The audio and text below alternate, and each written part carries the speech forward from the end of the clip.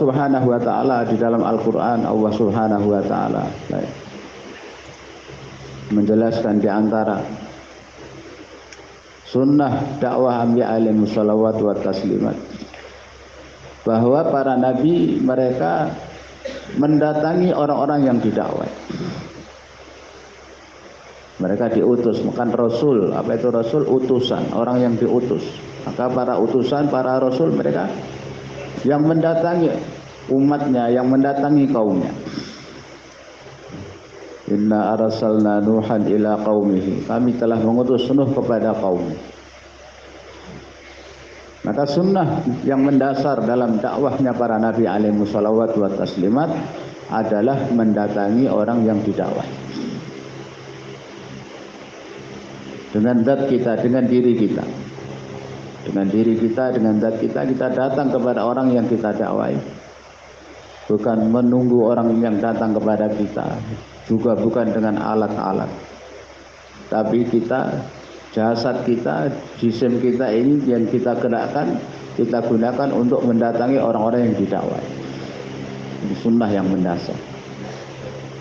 Semua nabi mereka datang berdakwah kepada kaumnya. Ya qaum ya'budullah ma lakum min ilahin ghairuh. Dakwah kepada kaumnya mendatangi sendiri. Jadi hal yang mendasar. Kemudian yang dirahmati Allah Subhanahu wa taala. Semua nabi alaihi shalawat wa taslimat mereka tidak minta upah, minta bayaran dari orang-orang yang didakwai. Ma as'alukum alaihi min ajr in ajriya illa 'ala Allah. Aku tidak minta dari kalian pahala. Bagaimana perkataan Habib An-Najjar kepada kaumnya agar mereka mengikuti para utusan ini. Ja'a min aqsal madinati rajulun yas'a qala ya qaumi tabi'ul mursalin ittabi'u man la yas'alukum ajra. Ikutilah orang-orang yang tidak minta dari kalian upah, tidak minta bayaran dari kalian. Ini sunnah dakwahnya anbiya alaihi shalawat wa taslimat yang mendasar yang Allah jelaskan dalam Al-Quran. Kemudian para nabi alaihi shalawat wa taslimat mereka dakwahnya kepada Allah Subhanahu wa taala. Menyeru manusia, menjadikan manusia menjadi pengabdi Allah. Walakin kunu rabbaniyina bima kuntum tu'allimuna al-kitab wa bima kuntum tadrusun. Maka nabi basyarin ayyu'tiyahu Allahul kitab wa hikmah wa nubuwwata thumma yaqulu lin-nasi kunu ibadan li min dunillah. Walakin kunu rabbaniyina bima kuntum tu'allimuna al-kitab wa bima kuntum tadrusun. Jadi anbiya alaihi shalawat wa taslimat tidak mengajak kaumnya menyembah dirinya. Akan tetapi Bismillahirrahmanirrahim. Innal hamdalillah nasta'inuhu wa nastaghfiruhu wa nu'minu bihi wa natawakkalu alayhi wa na'udzu billahi min shururi anfusina wa min sayyiati a'malina.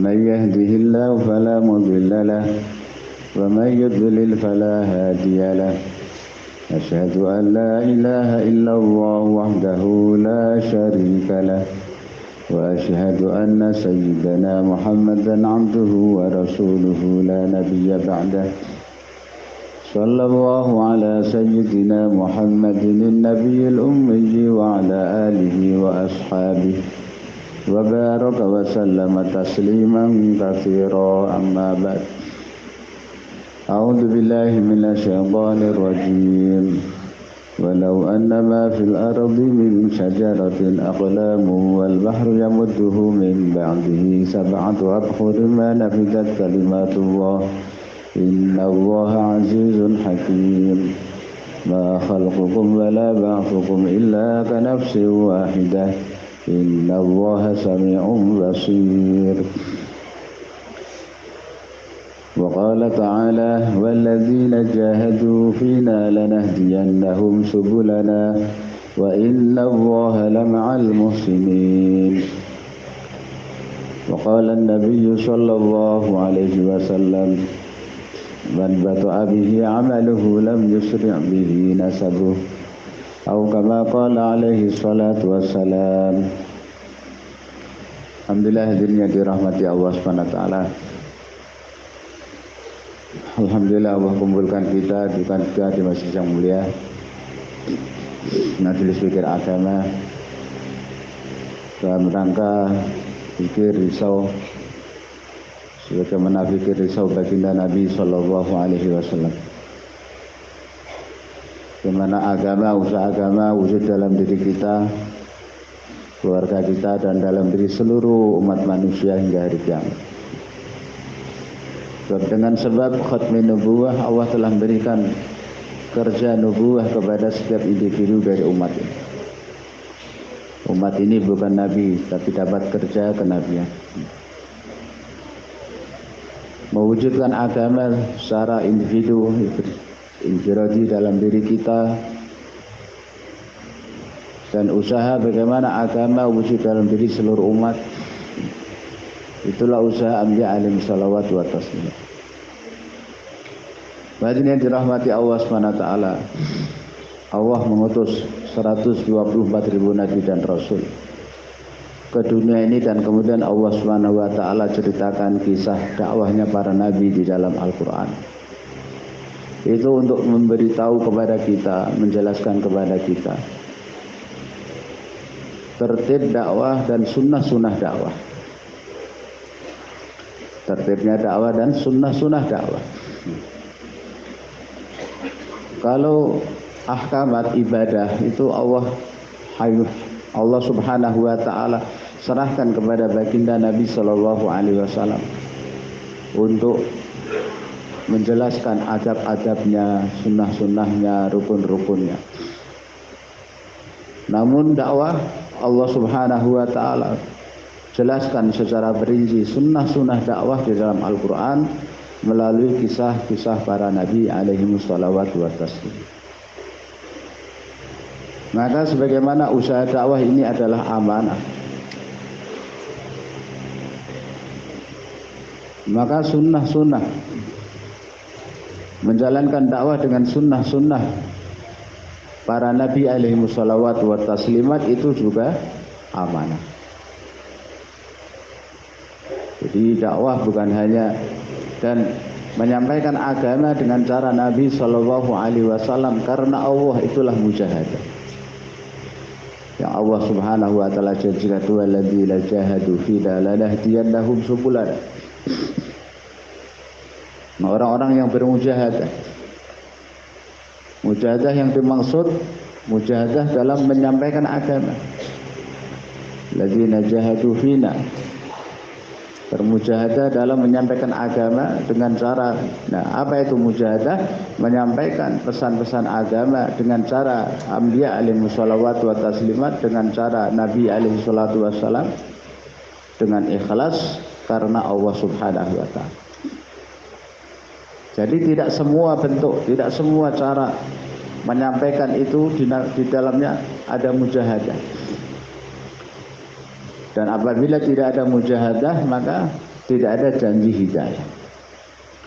Dalam ayat ini, lanahdiyannahum subulana, Allah janjikan hidayah itu syaratnya kita bermujahadah. Dan apa itu mujahadah? Menyampaikan agama dengan cara Rasulullah sallallahu alaihi wasallam, dengan sunnah-sunnahnya Nabi sallallahu alaihi wasallam dalam berdakwah, dan juga dengan ikhlas semata-mata karena Allah Subhanahu wa taala. Ikhlas dengan cara Nabi dan dengan ikhlas. Wahai yang dirahmati Allah Subhanahu wa taala, di dalam Al-Qur'an Allah Subhanahu wa taala menjelaskan di antara sunnah dakwah Anbiya alaihi wassalatu wa taslimat bahwa para nabi mereka mendatangi orang-orang yang didakwai. Mereka diutus, bukan rasul. Apa itu rasul? Utusan, orang yang diutus. Maka para utusan, para rasul mereka yang mendatangi umatnya, yang mendatangi kaumnya. Inna arsalna Nuhan ila qaumihi. Kami telah mengutus Nuh kepada kaumnya. Maka sunnah yang mendasar dalam dakwahnya para nabi alaihi wassalawat wa taslimat adalah mendatangi orang yang didakwah. Dengan zat kita, dengan diri kita. Dengan diri kita, dengan zat kita, kita datang kepada orang yang kita dakwai. Bukan menunggu orang yang datang kepada kita. Juga bukan dengan alat-alat. Tapi kita, jasad kita, jisim kita ini yang kita gerakkan, kita gunakan untuk mendatangi orang-orang yang didakwai. Ini sunnah yang mendasar. Semua nabi mereka datang berdakwah kepada kaumnya. Ya qaumnya ibudullah ma lakum min ilahin ghairuh. Dakwah kepada kaumnya mendatangi sendiri. Jadi hal yang mendasar. Kemudian yang dirahmati Allah Subhanahu wa taala. Semua nabi alaihi wassalawat wa taslimat mereka tidak minta upah, minta bayaran dari orang-orang yang didakwai. Ma as'alukum alaihi min ajr. In ajriya illa 'ala Allah. Aku tidak minta dari kalian pahala. Bagaimana perkataan Habib An-Najjar kepada kaumnya agar mereka mengikuti para utusan ini. Ja'a min aqsal madinati rajulun yas'a qala ya qaumi tabi'ul mursalin ittabi'u man la yas'alukum ajra. Ikutilah orang-orang yang tidak minta dari kalian upah, tidak minta bayaran dari kalian. Ini sunnah dakwahnya Anbiya alaihi wassalawat wa taslimat yang mendasar yang Allah jelaskan dalam Al-Quran. Kemudian para nabi alaihi wassalawat wa taslimat mereka dakwahnya kepada Allah Subhanahu wa taala. Menyeru manusia, menjadikan manusia menjadi pengabdi Allah. Walakin kunu rabbaniyina bima kuntum tu'allimuna al-kitaba bima kuntum tadrusun. Maka nabi basyarin ayyutiyahu wahul kitab wal hikmah wan nubuwwata thumma yaqulu lin-nasi kunu ibadan li min dunillah walakin kunu rabbaniyina bima kuntum tu'allimuna al-kitaba wa bima kuntum tadrusun. Jadi Anbiya alaihi salawat wa taslimat tidak mengajak kaumnya menyembah dirinya. Akan tetapi menyuruh, mengatakan kepada umatnya, kepada kaumnya, jadilah kalian pengabdi-pengabdi Allah. Bahkan yang dirahmati Allah SWT ini perkara-perkara mendasar. Asas sunnah dakwahnya Anbiya alaihi salawat wa taslimat datang.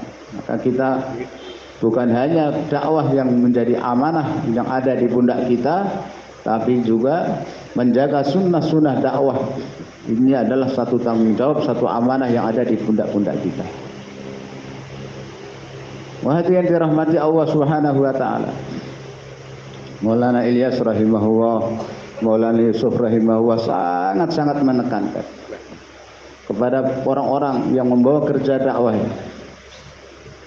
Orang yang membawa kerja dakwah, yang menjalankan usaha dakwah, dua perkara yang sangat beliau tekankan. Yang pertama, agar menghindari cara-cara yang berlaku di masyarakat, cara-cara yang menjadi tradisi, cara thariqatul dakwah, cara-cara dakwah yang sedang berlaku di masyarakat yang merupakan hanya, dan itu tradisi tanpa ada dasar dalil daripada Al-Quran. Dan yang kedua, agar para dai ini paban, disiplin dalam menjalankan usaha dakwah mengikut sunnah dan sirah. Jadi segala sesuatu dikerjakan dengan sirah, segala sesuatu dikerjakan dengan sunnah. Untuk itulah Syekh Yusuf rahimahullah telah menyusun kitab Hayatus Sahabat, kehidupan para sahabat, kehidupan Nabi dan sahabat. Bagaimana para Nabi, para sahabat, bagaimana Rasulullah dan para sahabat dalam membawa usaha dakwah dalam menjalankan usaha dakwah. Alaikum bisunnati wa sunnatil khulafa'ir rasyidin al-mahdiyyin. Bahwa sunnah ini dua hal yang sangat ditekankan oleh Syekh Ilyas rahimahullah dan Syekh Yusuf rahimahullah. Di mana setiap amal yang kita kerjakan itu ada sumbernya, ada dasarnya dari kehidupan Nabi dan sahabat. Dari kehidupan Rasulullah dan sahabat, sumbernya ada dasarnya. Bukan khayalan kita, bukan hasil pemikiran kita, bukan hasil pengalaman kita, bukan hasil uji coba kita, tapi kita padukan, kita cocokkan dengan apa yang disebut Nabi dan sahabat. Dalam setiap langkah kita, dalam setiap persimpangan kita, dalam setiap amal kita, itu yang kita lihat apa yang dulu Nabi dan sahabat kerjakan. Bukan pengalaman kita seperti ini tidak. Hadirin yang dirahmati Allah Subhanahu wa taala. Dan kemudian sunnah yang paling mendasar dalam usaha dakwah adalah khuruj, naqlu harokat. Khuruj inilah yang menyebabkan bakoknya kekalnya khilafatur rasyidah. Al-khilafatur rasyidah, kekhalifahan itu tegak dengan naqlu dan harokat, gerak. Selama umat bergerak maka khilafatur rasyidah, kekhalifahan berjalan. Sejak keluar di jalan Allah ditinggalkan oleh umat, maka berakhirlah kekhalifahan. Kekhalifahan yang mana khulafaur rasyidin, khilafah rasyidah, yaitu ketika umat secara istimai bergerak membawa agama ke seluruh alam, maka kekhalifahan terus tertegak. Zaman khulafaur rasyidin. Tapi begitu umat meninggalkan pergerakan, bergerak untuk agama secara istimai ditinggalkan, maka berakhir pula kekhalifahan yang khulafaur rasyidin, yang khilafah rasyidah itu berhenti juga. Bahagia dirahmati Allah Subhanahu wa taala. Keluar di jalan Allah Subhanahu wa taala. Maulana Ilyas rahimahullah, beliau mengatakan dalam satu malfuzatnya, bahwa maksud dari usaha saya ini adalah mengembalikan kembali, membawa kembali umat ke atas, infiru khifafa wa thiqala. Bagaimana umat bergerak keluar di jalan Allah Subhanahu wa taala dalam keadaan ringan dan berat. Dia mengatakan satu ketika beliau ditanya maksudnya apa? Maksud daripada usaha pergerakan ini saya ini adalah untuk membawa umat kembali ke atas ayat infiru khifafa wa thiqala. Bagaimana umat mau bergerak keluar jalan Allah Subhanahu wa taala dalam keadaan ringan, dalam keadaan berat keluar. Dan satu mahfudzatnya Maulana Yusuf rahmatullahi melalui hadis-hadis riwayat-riwayat yang beliau angkat dalam kitab Hayatus Sahabat, maka beliau mengatakan bahwa di zaman Nabi Shallallahu Alaihi Wasallam dan seterusnya, bukan hanya di zaman Nabi, dan beliau mengatakan sebagaimana ketika adzan dikumandangkan, maka setiap orang Islam mukallaf untuk meninggalkan kesibukannya, pertaniannya, pekerjaannya, keluarganya, dan datang ke masjid. Ketika azan dikumandangkan, maka setiap orang Islam mukallaf untuk meninggalkan semua pekerjaannya dan datang ke masjid. Begitu juga ketika ada seruan tashkil keluar di jalan Allah, maka setiap orang Islam mukallaf untuk meninggalkan kesibukan-kesibukannya dan berangkat keluar di jalan Allah. Dari kehidupan para sahabat radhiyallahu taala majma'in seperti itu. Sebagaimana para sahabat ketika ada suara azan mereka langsung meninggalkan semua kesibukannya, begitu juga ketika ada tashkil dari Nabi Shallallahu Alaihi Wasallam, maka para sahabat juga langsung meninggalkan kesibukan. sama. Nggak ada perbedaan sedikit pun dalam hal segera menyambut seruan muadzin untuk sholat jamaah dan seruan Nabi Shallallahu Alaihi Wasallam atau Khulafaur Rasyidin untuk keluar di jalan Allah Subhanahu Wa Taala. Nggak ada perbedaan sedikit, nggak ada yang menghalang. Inilah ahamiyat pentingnya keluar jalan Allah Subhanahu Wa Taala. Itu hanya dirahmati Allah Subhanahu Wa Taala. Dalam kisah perang Tabuk, 3 sahabat yang tertinggal. Mereka tidak berzina, mereka tidak mencuri, mereka tidak berbuat apa-apa, hanya tertinggal. Maka mereka telah dihukum oleh Allah Subhanahu Wa Taala, yang mana tidak pernah dalam sejarah sahabat pernah dihukum oleh Allah Subhanahu Wa Taala karena meninggalkan ibadah.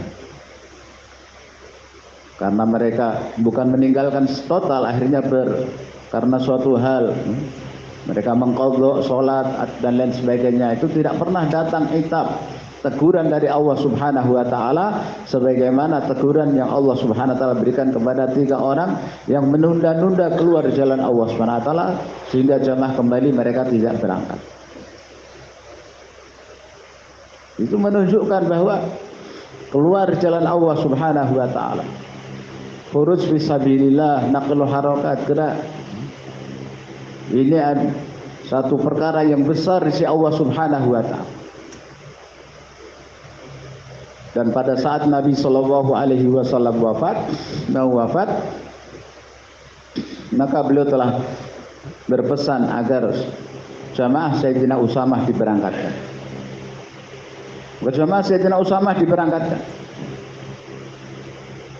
Kemudian setelah berada di luar Madinah mendengar kabar Rasulullah wafat, maka mereka kembali lagi ke Madinah. Sehingga ketika ditunda keberangkatan mereka menyebabkan terjadinya fitnah. Hanya 3 daerah yang selamat, Mekah, Madinah, Taif yang selamat. Selain daripada Mekah, Madinah, Taif, semuanya murtad, meninggalkan agama. Hanya Mekah, Madinah, Taif yang selamat. Selain daripada ke Mekah, Madinah, Taif, kebanyakan murtad, keluar daripada agama. Maka Sayyidina Abu Bakar radhiyallahu ta'ala anhu memerintahkan agar jamaah Sayyidina Usamah diberangkatkan, supaya jamaah Sayyidina Usamah diberangkatkan. Kalau diberangkatkan, maka fitnah yang terjadi Allah Subhanahu Wa Ta'ala hilangkan, Allah Subhanahu Wa Ta'ala padamkan. Maka sebagai pelajaran bagi kita di setiap zaman ketika terjadi fitnah, kemerosotan dalam agama, maka cara keluarnya, cara mengatasinya dengan menggerakkan umat keluar jalan Allah SWT. Sayyidina Abu Bakar radhiyallahu ta'ala anhu mengatakan, seandainya ketika itu aku tidak keluarkan, tidak berangkatkan jamaah Sayyidina Usamah, maka Madinah sudah akan menjadi lautan api. Menjadi lautan api dan agama sudah akan habis. Hadirin dirahmati Allah SWT, pentingnya keluar jalan Allah SWT. Begitu juga pada saat Sayyidina Abu Bakar radhiyallahu anhu sudah sakit mau wafat, maka Sayyidina Abu Bakar radhiyallahu anhu berpesan, wahai Umar, kamu tahu bagaimana keadaan waktu Nabi SAW wafat terjadi fitnah. Maka dengan sebab jamaah Usamah diberangkatkan, maka fitnah dipadamkan oleh Allah Subhanahu Wa Ta'ala. Maka sekarang juga kalau aku meninggal dunia di malam hari, maka sebelum pagi. Bila aku meninggal di siang hari, maka sebelum malam tiba, bentuklah jamaah dan berangkatkan keluar di jalan Allah. Di kematian beliau-beliau itu maka justru dijadikan sebagai unwan. Sebagaimana hari ini kita menjadikan Zuhur Qudama Istimak sebagai unwan, sebagai judul untuk pengeluaran jamaah, maka kematian Khulafaur Rasyidin dijadikan sebagai judul untuk pengeluaran jamaah. Beliau berpesan, karena sebelum Sayyidina Abu Bakar radhiyallahu wafat, Sayyidina Muthanna bin Harisah radhiyallahu ta'ala telah kirim surat yang berada di Syam agar dikirim jemaah bantuan untuk jamaah yang ada di Syam. Maka Sayyidina Abu Bakar radhiyallahu taala tadi berpesan, jika aku mati di malam hari, maka sebelum pagi hendaknya engkau telah bentuk jamaah dan berangkatkan ke Syam untuk menyusul jamaahnya Sayyidina Musanna bin Harisah. Sayyidina Musanna bin Haris.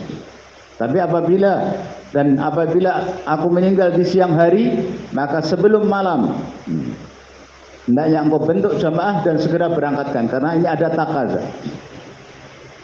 Pemenuhan takaza, jangan sampai karena kematian seorang khalifah malah menunda, menghalangi pemberangkatan jamaah. Beliau berpesan seperti itu. Karena hanya dengan itu semua fitnah-fitnah akan bisa dipadamkan. Hadirin dirahmati Allah Subhanahu wa taala. Wasiat beliau dikerjakan. Begitu beliau wafat, maka Sayyidina Umar radhiyallahu telah membentuk jamaah, diberangkatkan ke Syam untuk menyusul jamaah Sayyidina Musanna radhiyallahu taala. Kemudian hadirin dirahmati Allah Subhanahu wa taala. Banyak kisah-kisah dalam hayatul sahabah, bagaimana para sahabat mereka mementingkan keluar jalan Allah Subhanahu wa taala. Nabi dan sahabat mereka senantiasa keluar.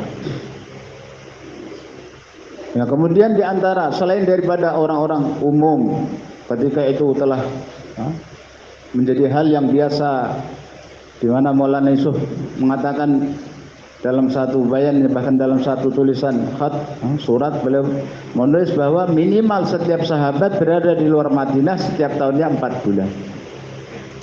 Setiap sahabat mereka menghabiskan masa untuk mendakwahkan agama di luar Madinah 4 bulan. Itu minimalnya. 150 jamaah telah diberangkatkan dari Madinah dalam kurun 10 tahun. Akhirnya mereka keluar. Maka di samping orang-orang umum keluar jalan Allah Subhanahu wa taala, maka para sahabat juga sangat memperhatikan pengiriman jamaah-jamaah ulama keluar di jalan Allah Subhanahu wa taala. Maka dalam hayatul sahabat Maulana Yusuf, satu subjudul irsalul ulama ilal buldan lit ta'lim. Ketika jamaah-jamaah telah berangkat kirim ke Yaman, ke Kufah, jamaah-jamaah sahabat di zaman Sayyidina Abu Bakar radhiyallahu taala bergerak sampai ke Syam, ke Persia, kemudian sampai ke Mesir. Maka mulai datang takaza dari daerah-daerah agar dikirim jamaah-jamaah ulama. Di zaman Nabi SAW sendiri juga, waktu Rasulullah masih hidup, maka beliau mengirim Sayyidina Ali ke Yaman sebagai qadhi. Sayyidina Ali mengatakan, qala ba'athani Rasulullah sallallahu alaihi wasallam ilal Yaman qadhiyan. Wa qultu ya Rasulullah wa ana hadithusin wa kaifa aqdi. Rasulullah mengutus aku ke Yaman untuk mengajarkan halal haram, untuk mengajarkan ilmu-ilmu agama kepada orang-orang Yaman. Aku berkata, ya Rasulullah masih muda, bagaimana engkau mengutus aku sebagai qadhi di sana? Rasulullah sallallahu alaihi wasallam mengajarkan kepada beliau kaidah-kaidah menjadi qadhi. Kemudian beliau mengajarkan ilmu di sana. Kirim ulama-ulama ke daerah-daerah untuk menyebarkan iman dan ilmu. Daerah-daerah yang penuh dengan kejahilan. Awal Yaman tadinya penuh dengan kejahilan. Qabilah Qais penuh dengan kejahilan. Di Syam, di Irak, baru-baru banyak orang-orang yang baru-baru masuk Islam. Maka orang-orang yang baru masuk Islam masih jahil tentang agama. Maka mereka memberikan takaza. Sayyidina Yazid bin Muawiyah radhiyallahu taala anhu, gubernur di Syam, kirim surat kepada Sayyidina Umar radhiyallahu supaya dikirim jamaah ulama. Sangat diperlukan jamaah-jamaah ulama untuk datang ke Syam. Maka jamaah-jamaah ulama digerakkan ke Kufah. Maka Sayyidina Umar radhiyallahu telah mengutus Sayyidina Ammar radhiyallahu taala anhu dan Sayyidina Abdullah bin Mas'ud radhiyallahu taala. Amirnya Sayyidina Ammar dan wazirnya, muallimnya Sayyidina Abdullah bin Abbas radhiyallahu taala. Sayyidina Abdullah bin Mas'ud radhiyallahu. Sayyidina Abdullah bin Mas'ud dan Sayyidina Ammar diutus ke Kufah. Ini zaman Sayyidina Umar. Zaman Sayyidina Umar maka sudah diutus ke Kufah. Maka beliau bergerak di sana, pindah dari satu tempat ke tempat, dari satu ke tempat ke tempat, mengajarkan ilmu. 10 tahun, 8 tahun, 10 tahun kurang lebih bergerak di Kufah, maka beliau telah mencetak kurang lebih 4.000 ulama yang memiliki kapasitas ilmu seperti Sayyidina Abdullah bin Mas'ud radhiyallahu taala. Beliau bergerak dari satu tempat ke tempat, tidak tinggal di satu tempat, terus bergerak dan mengajarkan hari-hari setiap muridnya, setiap orang Islam yang datang sampai di mana pelajarannya ditunjuk, maka kemudian dilanjutkan pelajaran. Seperti itu hadirin Subhanahu wa taala. Meskipun ketika itu fasilitas terbatas, alat tulis terbatas, tapi dalam waktu 8-10 tahun beliau bergerak di sana telah berhasil mencetak 4.000 ulama yang kapasitas keilmuannya sama seperti Sayyidina Abdullah bin Mas'ud. Di zaman Sayyidina Ali radhiyallahu ta'ala ketika beliau datang pun maka orang-orang Kufah yang sudah banyak ulama yang mereka tetap minta diajari cara wudu. Maka Sayyidina Ali radhiyallahu ta'ala mengajarkan wudu kepada mereka di atas mimbar.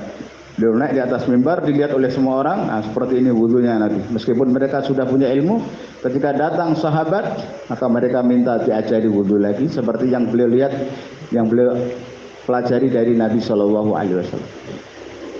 Setelah itu beliau masih duduk di atas mimbar. Orang-orang Kufah tanya tentang masalah warisan. Maka oleh Sayyidina Ali pun dijawab yang terkenal dengan masalah mimbariyah. Dalam ilmu faraid, dalam ilmu waris ada satu masalah mimbariyah, itu Sayyidina Ali radhiyallahu ditanya di atas mimbar. Ini keluarnya para sahabat. Setelah Islam tersebar kemana-mana, orang-orang Islam, orang-orang mulai masuk dalam Islam, maka yang diperlukan adalah pengiriman jamaah-jamaah ulama. Hadirin dirahmati Allah Subhanahu wa taala, begitu juga Sayyidina Yazid bin Muawiyah minta takaza, memberikan takaza kepada Sayyidina Umar agar dikirim jamaah ulama. Ketika itu yang tinggal di Madinah hanya 5 ulama. Sayyidina Abu Ayyub Al-Ansari radhiyallahu taala sudah uzur. Sudah uzur. Kemudian Sayyidina Abu Darda radhiyallahu taala. Kemudian ada Sayyidina Mu'ad bin Jabal radhiyallahu anhu, Sayyidina Ubadah bin Samit radhiyallahu taala, Sayyidina Ubay bin Ka'ab radhiyallahu taala. Ini yang ulama fuqaha, ahli fikih. A'lamun nas bil halal wal haram Sayyidina Mu'ad bin Jabal radhiyallahu taala. Maka setelah ditafakut yang 2 orang sudah uzur. Sayyidina Ubay bin Ka'ab sudah uzur, sudah tua. Sayyidina Abu Ayyub Al-Ansari juga sudah uzur. Tapi Sayyidina Abu Ayyub Al-Ansari juga ikut sampai akhir hayat, beliau tetap keluar setiap tahunnya. Setiap tahunnya keluar, meskipun harus umur sudah 92 tahun pun tetap keluar. Hadirin yang dirahmati Allah Subhanahu wa taala. Hanya tinggal 3 sahabat. Tinggal 3 sahabat yang dihantar ke Syam. Maka Sayyidina Umar radhiyallahu ta'ala mengirim Sayyidina Mu'ad bin Jabal, 3-tiganya diberangkatkan. Cuma yang satu Sayyidina Ubadah bin Samit supaya dia berhenti di Hims, mengajar kepada penduduk Hims. Kemudian selanjutnya Sayyidina Abu Darda supaya dia tinggal di Damaskus di Syria. Dan kemudian Sayyidina Mu'ad bin Jabal lanjut jalan sampai ke Syam. 3 orang ini di 3 daerah mengajarkan ilmu, mencetak ulama. Ketika Sayyidina Mu'ad bin Jabal radhiyallahu ta'ala anhu wafat dan Sayyidina Ubadah mendengar bahwa beliau wafat, maka beliau meninggalkan Hims, pindah ke Damaskus juga sampai akhir hayatnya mengajarkan ilmu di sana. Jamaah-jamaah ulama diberangkatkan, dihantar keluar ke jalan Allah Subhanahu wa taala. Bahagia dirahmati Allah Subhanahu wa taala.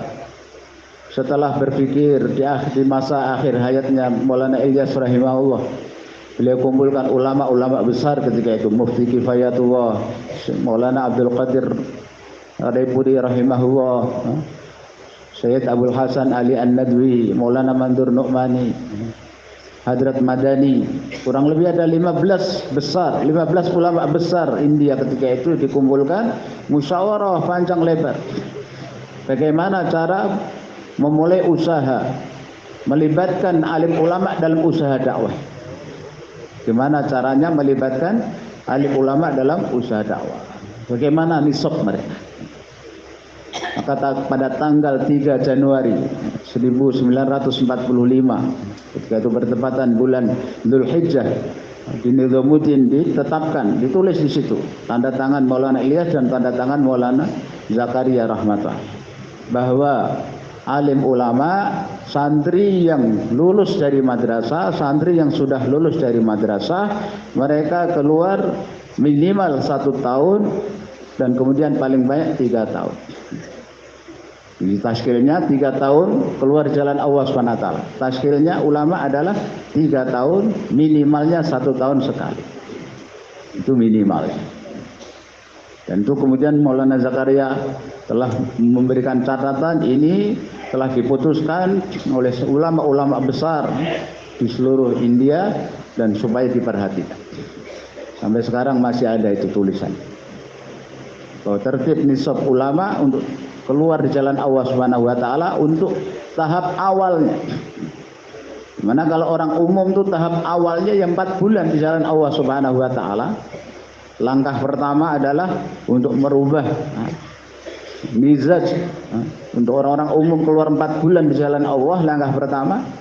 Maka untuk alim ulama, langkah pertama setelah lulus dari pondok pesantren, dia keluar di jalan Allah Subhanahu wa taala 1 tahun sampai 3 tahun. Dan sekarang sudah ditertibkan lagi 1 tahun, kemudian makomi 2 tahun, 3 tahun, kemudian keluar setahun yang kedua, makomi lagi 2-3 tahun, kemudian keluar 1 tahun yang ketiga. Seperti itu tertibnya. Di Hindustan, Arabistan dan Kufristan. Ini untuk ulama tertib. Mahadirin dirahmati Allah Subhanahu wa taala. Ini jadi tanggung jawab ulama. Ulama punya tanggung jawab yang lebih besar lagi. Ulama warasatul anbiya. Rasulullah menjelaskan bahwa ulama warasatul anbiya. Ulama sebagai pewaris para nabi, maka untuk ada sebuah munasabah dengan kerja dakwah, usaha dakwah, paling tidak keluar 1 tahun di jalan Allah Subhanahu wa taala dengan sungguh-sungguh, dengan tertib. Kemudian hadirin yang dirahmati Allah Subhanahu wa taala, sebagaimana khurujnya para sahabat, ulama-ulama sahabat. Khurujnya ulama-ulama sahabat untuk menyebarkan ilmu dan iman.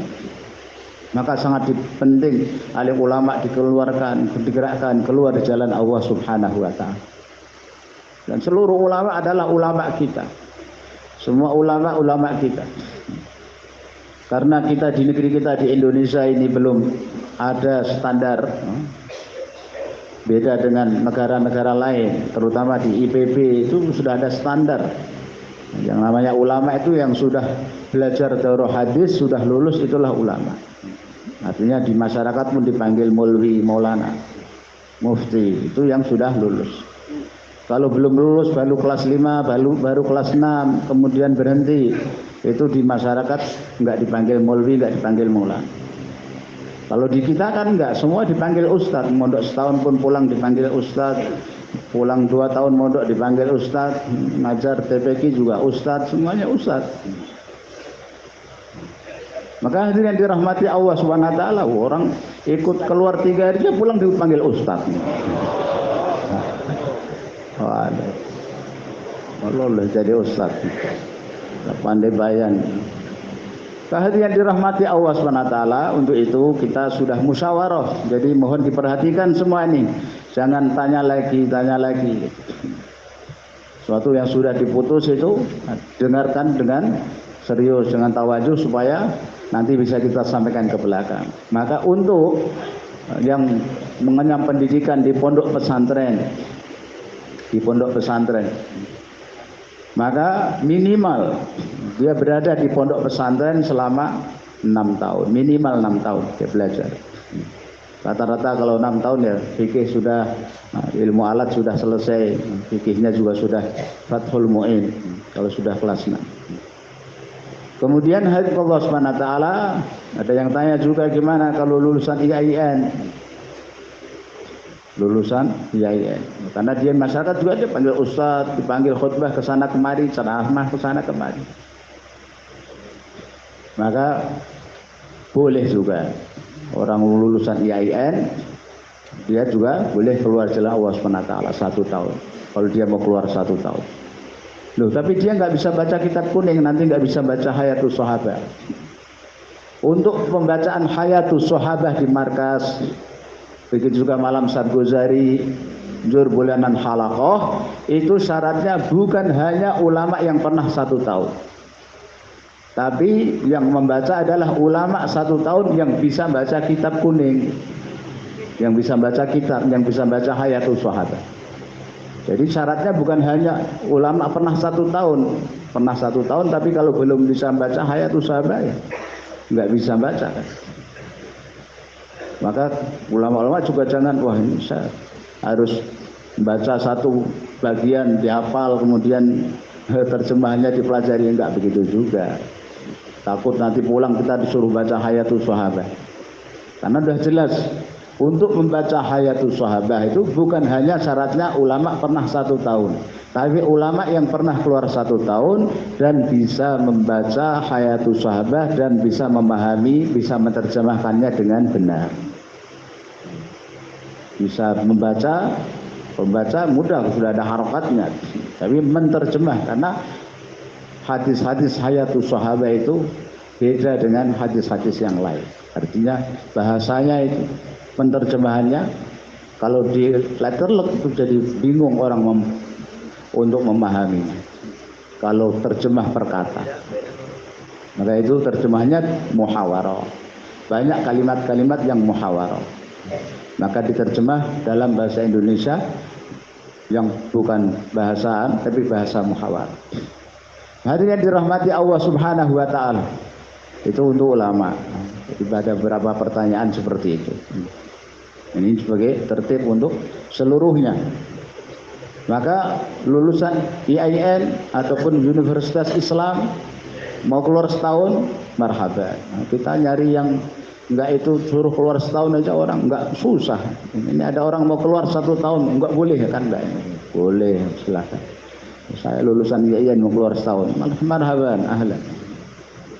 Yang penting kan dia belajar agama. IAIN kan yang dipelajari agama meskipun dalam bahasa Indonesia itu kan agama. Hadirin dirahmati Allah SWT, ini tertib keluar ulama. Kemudian satu bagian yang tidak kalah penting yaitu keluarnya masturat, khurusnya masturah, keluar jalan Allah Subhanahu wa taala. Masturah selama ini tertib kita 3 bulan sekali, keluar 3 hari, 10 hari, setiap 1 tahun sekali, 40 hari, 3 tahun sekali. Ini bukan tertib sahabat. Ini hanya tangga menuju tertib sahabat. Ini bukan tertib sahabat. Ini Masyaikh buat itu untuk kita menuju ke tertibnya sahabat. Tertibnya sahabat, jamaah pertama yang dikeluarkan pun sudah ada jamaah masturah. Jamaah dihantar ke Habasyah setelah Abu Thalib wafat, setelah Sayyidah Khadijah wafat radhiyallahu taala anha. Maka umat Islam semakin tertindas, semakin terjepit. Maka Rasulullah mengizinkan sahabat-sahabat untuk hijrah ke Habasyah.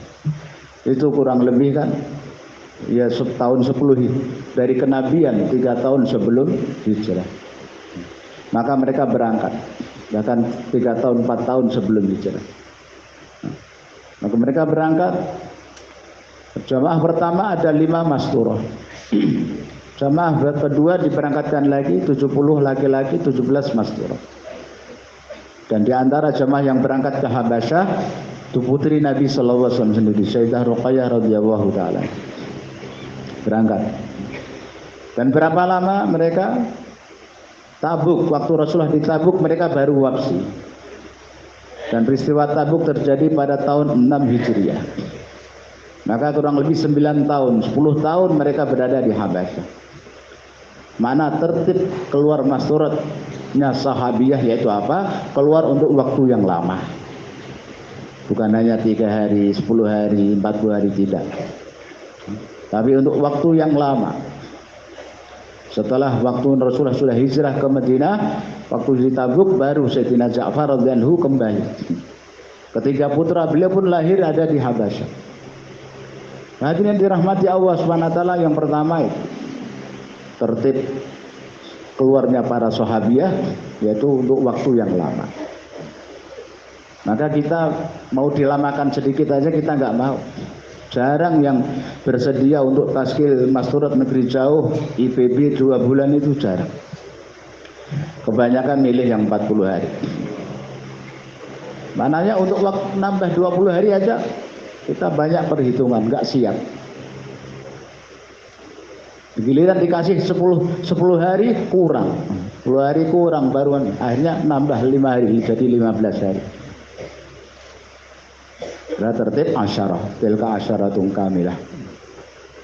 Dikasih suruh 2 bulan nggak mau, maunya 40 hari. Masih semau kita. Hadirin dirahmati Allah SWT, sementara tertib khurujnya para sahabiah untuk waktu yang lama. Kemudian yang kedua, para sahabiah mereka keluar di jalan Allah SWT dengan niat untuk mati syahid. Sebagaimana para sahabat mereka ada bayan hidayah, nggak ada bayan wabsi. Maka para sahabiah juga mereka kalau keluar niatnya keluar, nggak ada niat kembali. Sayyidatina Ummu Waraqah radhiyallahu ta'ala anha, waktu Rasulullah mau berangkat ke Badar, dia datang, ya Rasulullah, izinkan saya ikut ke Badar, aku akan membantu orang-orang yang terluka, memberi minum orang-orang yang kehausan, dan la'allallaha yarzuquni syahadah, mudah-mudahan Allah Subhanahu wa taala mengaruniakan kepadaku mati syahid. Sayyidah Ummu Waraqah radhiyallahu anha pun sudah tua ketika itu. Umurnya sudah di atas 60 tahun, tapi tetap ingin ikut dan kemudian berharap bisa mati syahid. Itulah niatnya para sahabiah keluar di jalan itu untuk mati syahid. Kan Nabi sallallahu alaihi wasallam bilang, tidak, kamu tinggal di rumah saja, dan Allah akan memberikan kamu kematian syahid. Maka beliau dijuluki ya syahidah, seorang wanita yang mati syahid. Maka benar ketika beliau sedang di rumah, maka satu hamba sahaya laki-laki, satu hamba perempuan milik dia, yang telah dua-duanya bersekongkol membunuh beliau. Di rumah dibunuh oleh hamba sahaya yang sendiri. Karena ingin merdeka, karena tamak ingin cepat merdeka, tuannya dibunuh. Maka Sayyidina Umar radhiyallahu ta'ala anhu mendengar. Maka Sayyidina Umar radhiyallahu ta'ala anhu, di zaman Sayyidina Umar dibunuhnya. Kemudian di zaman Sayyidina Umar radhiyallahu anhu, ketika itu beliau mencari, coba 2 orang ini cari. Maka 2 orang tadi cari, ketemu, maka 2 orang tadi dihukum gantung. Yaitu 2 orang pertama yang mendapatkan hukuman gantung di Madinah karena telah membunuh Sayyidah Ummu Waraqah radhiyallahu ta'ala. Ya, ini ucapan Nabi pun benar. Nah, kamu di rumah saja, nggak usah ikut ke Badar, dan Allah SWT akan memberi kamu kematian syahid. Dibunuh di rumah. Allah benarkan ucapan Nabi. Maka para sahabat keluar dengan niat untuk mati syahid. Dan kemudian para sahabiah mereka nggak mau kalah dengan rijal. Dengan rijal mereka nggak mau kalah. Mereka selalu ingin. Sayyidah Ummi Atiyah radhiyallahu ta'ala berkata, "Ghazawtu ma'an Nabi sallallahu alaihi wasallam sab'a ghazawat." Aku berjuang bersama Nabi 7 kali. Ada sahabat juga Sayyidina Abdullah bin Abi Aufa radhiyallahu, beliau mengatakan, "Ghazawtu ma'an Nabi sab'a ghazawat." Aku berjuang bersama Nabi 7 kali. Maka sahabat juga gak mau kecil. Aku juga berjuang bersama Nabi 7 kali. Gak mau kalah.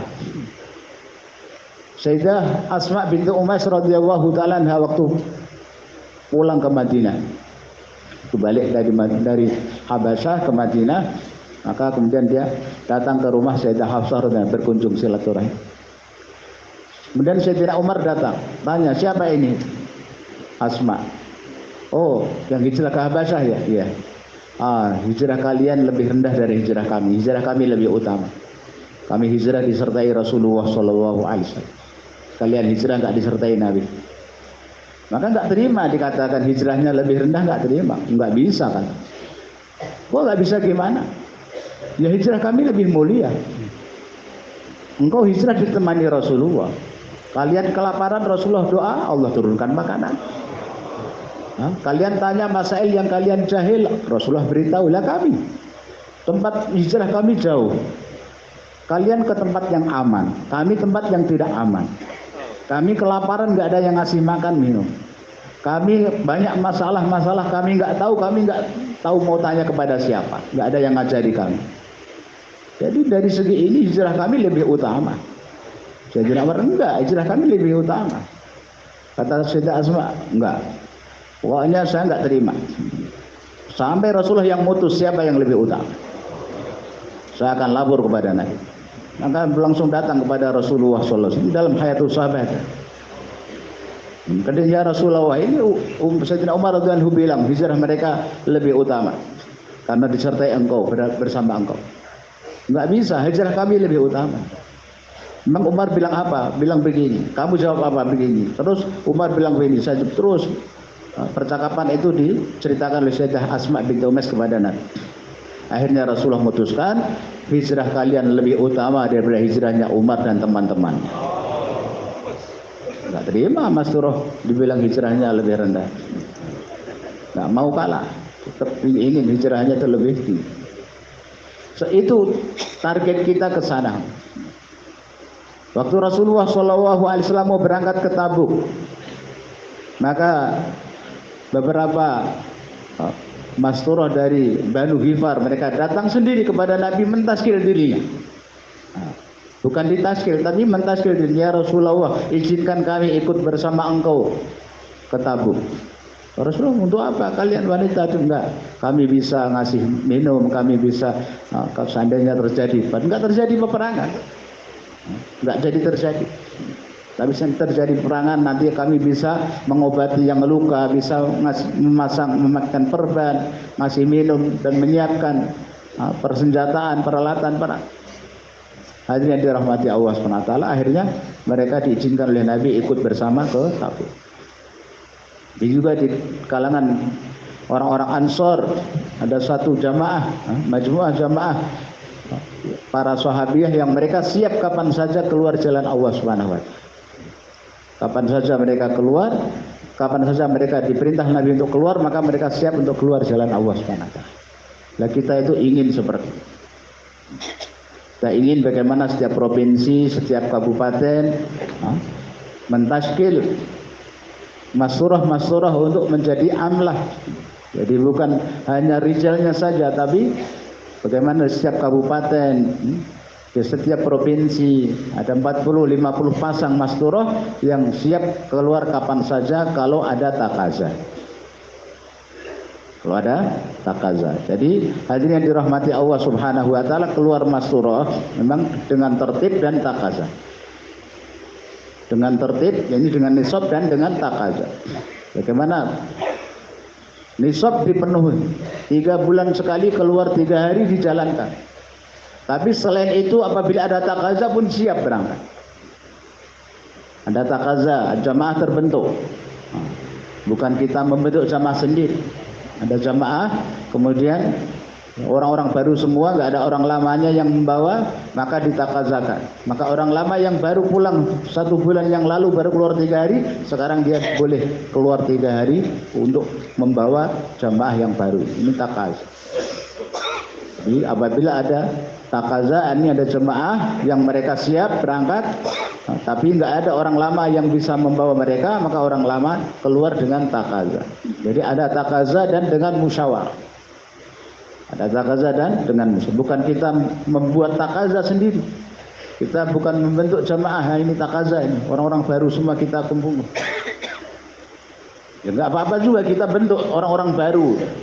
Kita bentuk jamaah, kita taskil orang lama yang sudah harusnya keluar tapi nggak ada yang siap, ya kita berangkat. Nah, kita bentuk jamaah seperti itu, boleh juga.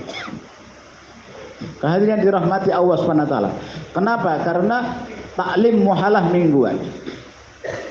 Kita target kita tuh dari setiap taklim muhalah mingguan. Taklim muhalah mingguan berarti kan seminggu sekali.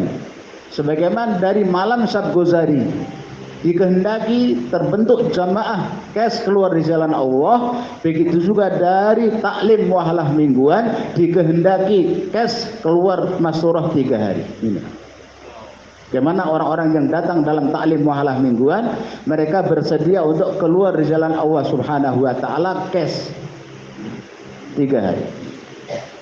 Jadi enggak nunggu kalau qadimah masyurah kan takaza negeri jauh.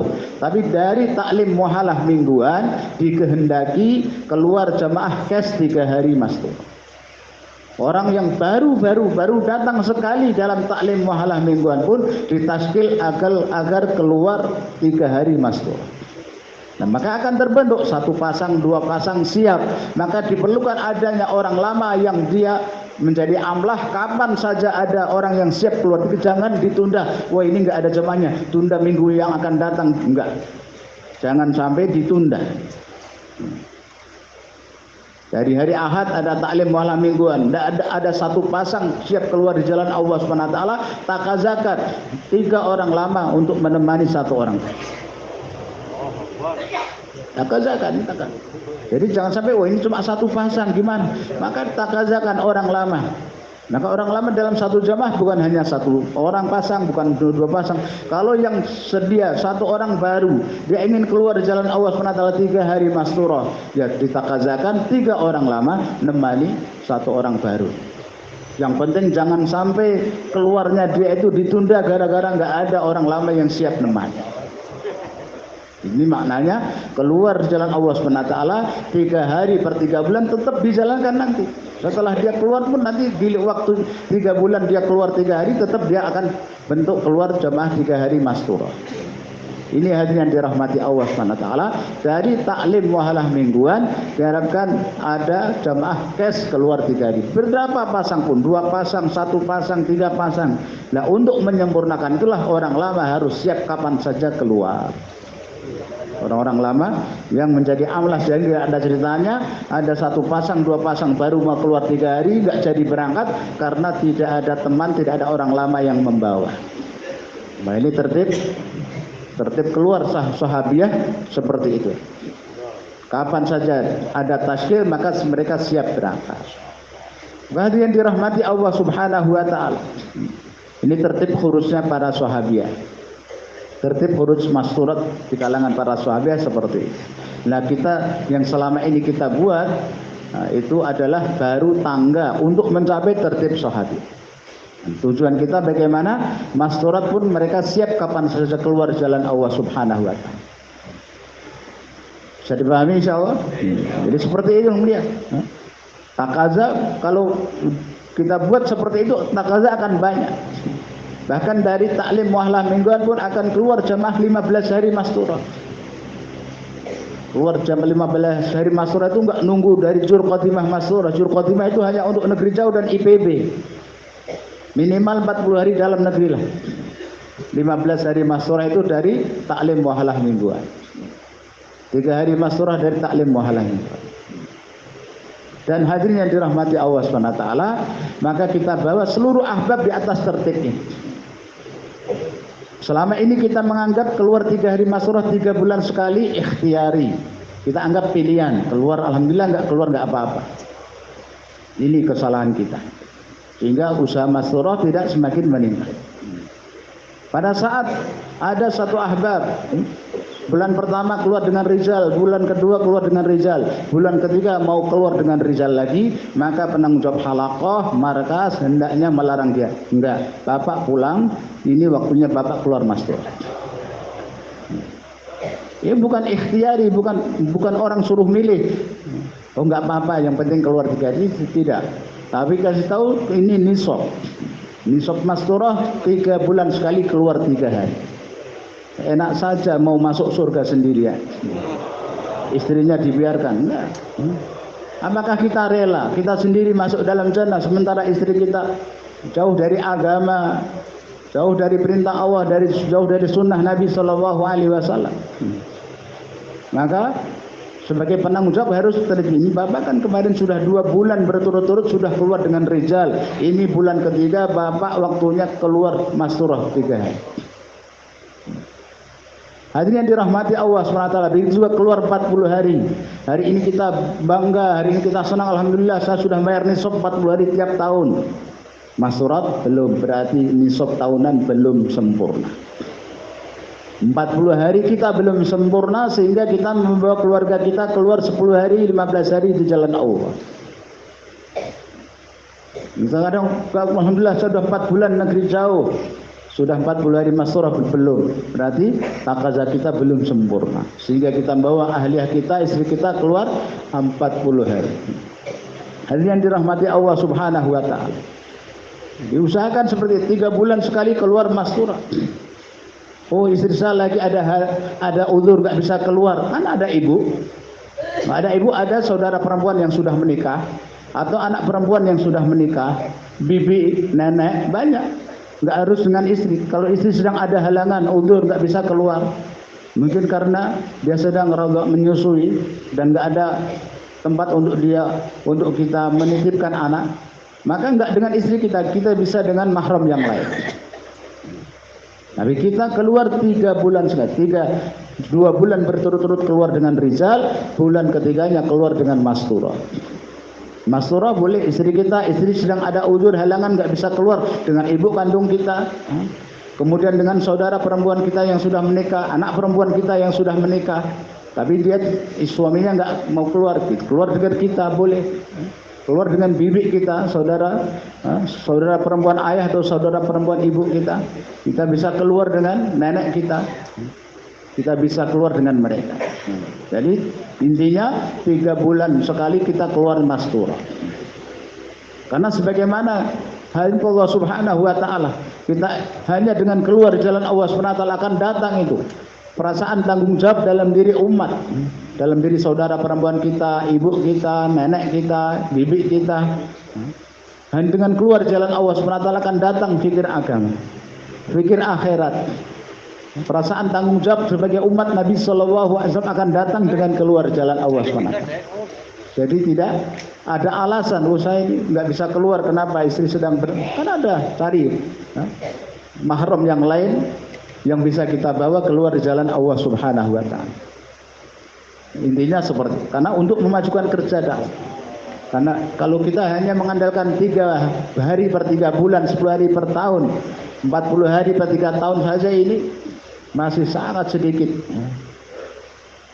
Nggak bisa membendung kemungkaran, nggak bisa membendung kemaksiatan yang melanda umat yang masuk ke rumah-rumah kita.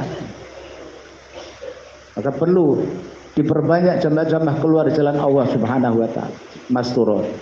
Ini tertib keluar masturat seperti itu. Nah, hadirin dirahmati Allah Subhanahu wa taala, 3 hari, 10 hari per tahun, kemudian 40 hari per 3 tahun. Ini batas akhir. Bila ada orang yang lebih awal mau keluar, maka jangan kita halang-halang. Justru kita tanya, kenapa lama sekali?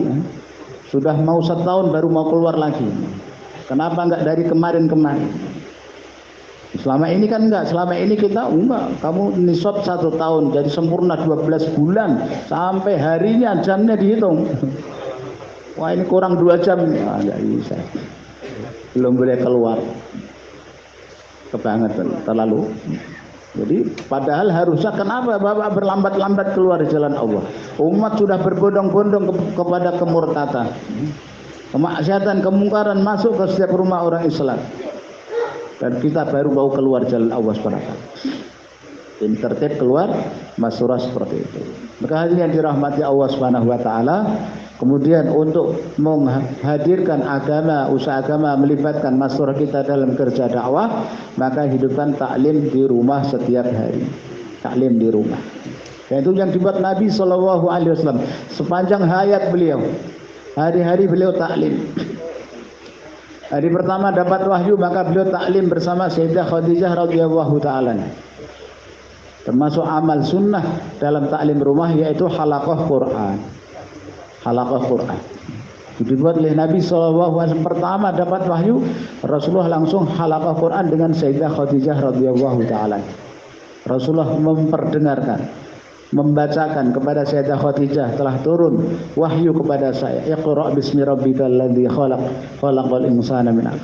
Saya sampaikan. Maka pertama halaqah Quran bersama Sayyidah Khadijah radhiyallahu. Bahkan asbab hidayah Sayyidina Umar radhiyallahu anhu juga Sayyidah Fatimah binti Khattab yang buat halaqah tajwid di rumah. Dan satu riwayat ketika itu, dalam riwayat kan belum baca surat Loha. Tapi dalam satu riwayat Sayyidah Fatimah binti Khattab membaca ayat Iqra bismi rabbikal ladzi khalaq. Malam itu Sayyidina Umar datang, saudara perempuannya dipukul ketika membaca Iqra, sampai Sayyidina Umar mengira bahwa saudara perempuannya telah wafat. Sehingga Sayyidina Umar pun tertidur. Pagi hari ketika Sayyidina Umar bangun, maka dia dapati adik perempuannya pun masih membaca Iqra bismi rabbikal ladzi khalaq. Asbab itu maka Sayyidina Umar dapat hidayah. Hadirin dirahmati Allah Subhanahu wa taala. Halaqah Quran ini juga satu amal sunnah dalam taklim rumah, dan ini amal qadim sejak awal. Dan taklim rumah dibacakan Quran. Ini juga perintah Allah Subhanahu wa taala. Allah perintahkan kepada azwajum mutahharah wa qarna fi buyutikunna wa la tabarrujna tabarrujal jahiliyyah wa aqimna shalah wa atina zakah wa atina Allah rasulah. Dan kemudian Allah Subhanahu wa taala akan wadhkurna ma yutla fi buyutikunna min ayatillahi wal hikmah. Allah perintahkan agar mereka membaca Al-Qur'an dan hikmah, yakni hadis-hadis Nabi sallallahu alaihi wasallam. Ini halaqah Quran ataupun taklim rumah itu juga perintah Allah Subhanahu wa taala. Para mufassirin mereka mengatakan meskipun ini khitab kepada azwajum mutahharah khususnya, tapi secara umum ini ayat juga kepada kaum muslimat. Seluruh kaum muslimat, wanita-wanita orang Islam, mereka semua juga mukhatab dengan ayat ini. Agar mereka tinggal di rumah dan mereka membaca Al-Quran dan membaca hadis-hadis Nabi Sallallahu Alaihi Wasallam. Hadirin dirahmati Allah Subhanahu Wa Taala, ini taklim di rumah awal dan sampai akhir. Waktu Rasulullah mau wafat, maka beliau bertanya, ini giliran di rumah siapa? Hari ini giliran rumah siapa? Maka para sahabat, para azwajum mutahharah, para istri beliau paham bahwa beliau itu ingin segera ke rumah Sayyidah Aisyah radhiyallahu taala. Bukan masalah apa-apa. Karena Rasulullah paham ini detik-detik terakhir dari kehidupan saya. Maka saya ingin menghabiskan masa di rumah Aisyah, karena Aisyah ini orang yang paling cerdas, menghafal hadis-hadis Nabi. Ini bukan masalah apa-apa. Kenapa beliau ingin segera datang ataupun sisa hidup beliau, waktu sakit beliau tinggal di rumah Sayyidah Aisyah? Bukan masalah apa-apa, karena beliau tahu bahwa di antara istri beliau yang paling cerdas, yang paling bagus hafalannya adalah Sayyidah Aisyah radhiyallahu taala. Maka beliau ingin sisa hidupnya semua hadis-hadis, semua apa yang ingin disampaikan kepada umat itu supaya didengar oleh Aisyah, sehingga bisa mahfud, bisa terjaga untuk disampaikan kepada umat. Maka istri Nabi yang lain pun juga paham bahwa Rasulullah ingin berada di rumah Sayyidah Aisyah. Akhirnya semua mengizinkan, nggak usah datang ke rumah kami. Giliran mereka ikhlaskan, sudah nggak apa-apa, kami maafkan, giliran kami engkau tinggal di rumah Aisyah. Maka istri beliau yang datang setiap hari taklim di rumah Sayyidah Aisyah radhiyallahu taala selama beliau sakit. Hadirin yang dirahmati Allah Subhanahu wa taala, sehingga Sayyidah Aisyah radhiyallahu taala menjaga semua riwayat pada saat akhir kehidupan Nabi sallallahu alaihi wasallam.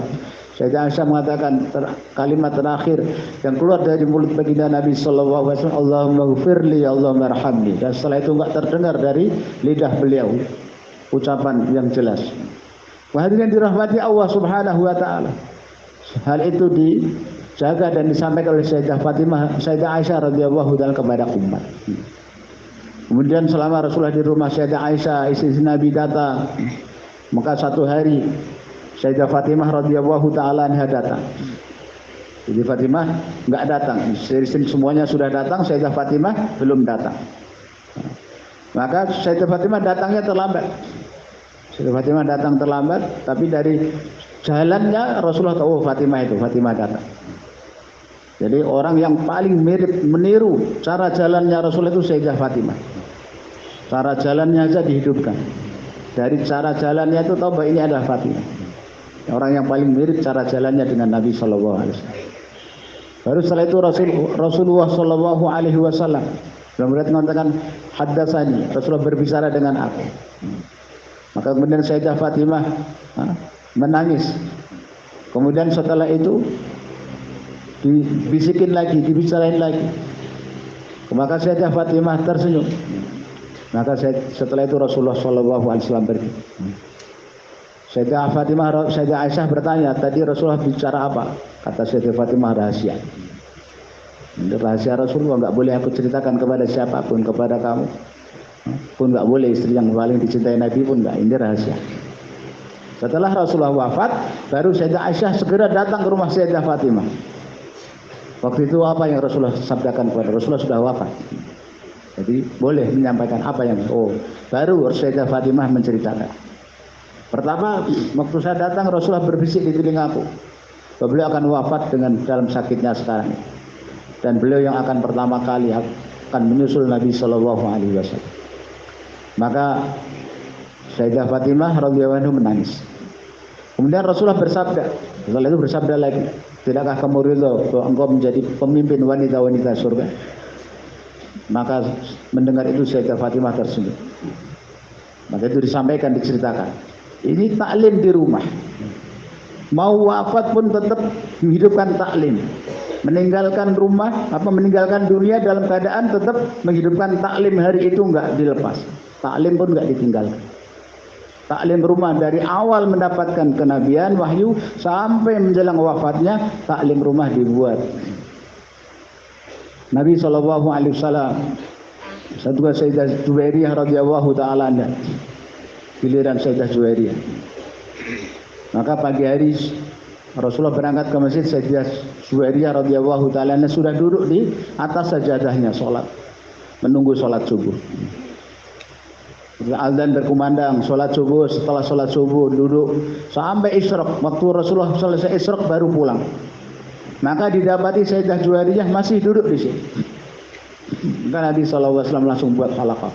Duduk, bukan menyampaikan hadis, bukan sambil berdiri tidak. Rasulullah duduk dengan Sayyidah Juwairiyah radhiyallahu taala. Jadi jangan kita mengira ataupun kita membayangkan Rasulullah menyampaikan itu sambil berdiri tidak. Tapi Rasulullah duduk bersama Sayyidah Juwairiyah dan mengatakan, apakah kamu dari tadi tetap duduk di sini sejak aku tinggalkan? Iya. Maka kemudian Rasulullah bersabda, setelah aku meninggalkan kamu tadi, aku telah membaca satu kalimat yang apabila ditimbang dengan seluruh apa yang kamu wiridan semua dari sebelum subuh sampai matahari terbit ini, beberapa banyak wiridannya. Dari semua wiridan yang kamu baca, 4 kalimat yang aku baca itu lebih besar pahalanya dari semua yang kamu baca. Kasih tahu. Subhanallah wa bihamdihi adada khalqihi wa ridha nafsihi wa zinata arsyihi wa midada kalimatihi. Rasulullah bersabda, aku membaca 4 kalimat ini yang bila ditimbang dengan semua apa yang kamu baca selama berapa jam itu, maka apa yang aku baca ini lebih berat, timbangannya lebih besar pahala. Buat halaqah, satu fadilah kan, perdengarkan beliau kepada dia satu fadilah. Halaqah tajwid. Seperti itu Allah Subhanahu wa taala. Beliau datang kepada Sayyidah Hafsah radhiyallahu anha, Sayyidatuna Hafsah radhiyallahu taala anha meriwayatkan, pas di giliran saya waktu itu ada tamu Ummu Bashir radhiyallahu taala anha. Kemudian Rasulullah sallallahu alaihi wasallam bersabda, aku berharap semua sahabat yang berbaiat pada baiatur ridwan mereka akan masuk surga tanpa hisab. Maka Ummu Bashir berkata, bagaimana bisa seperti itu ya Rasulullah? Karena Allah berfirman, wa minkum illa wariduha, setiap kalian pasti akan melewati jahannam. Maka Rasulullah marah. Dan kemudian Rasulullah SAW membacakan, bukankah Allah Subhanahu wa taala juga berfirman bahwa Allah Subhanahu wa taala menyelamatkan orang-orang yang bertakwa. Orang-orang yang bertakwa akan diselamatkan oleh Allah Subhanahu wa taala. Dan orang-orang yang zalim yang mereka akan tetap berada di dalam neraka. Buat halaqah taklim di rumah Sayyidah Hafsah radhiyallahu taala. Begitu juga yang dirahmati Allah Subhanahu wa taala. Kalau beliau capek, sehingga taklim tidak bisa dibuat awal malam. Bayangkan dia datang, kemudian beliau akan buat taklim dulu dengan keluarga. Maka beliau kalau capek sehingga saking ngantuknya kemudian tertidur, maka malam bangun pun buat taklim. Waktu itu giliran Sayyidina Zainab radhiyallahu taala, Zainab binti Jahsh, salah satu azwajul mutahhar. Rasulullah datang malam, datang ke rumahnya beliau.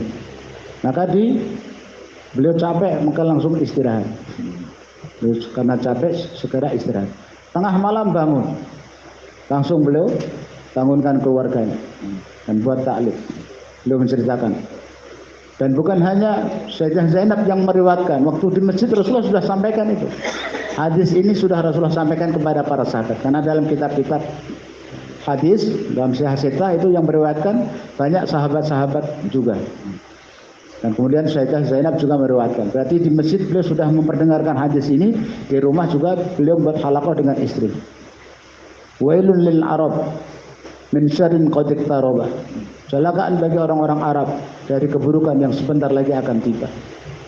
Beliau ceritakan seperti akan timbul fitnah yang akan terjadi.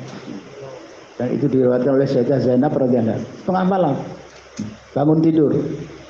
Nah, karena belum sempat siang atau pada waktu yang sudah ditentukan,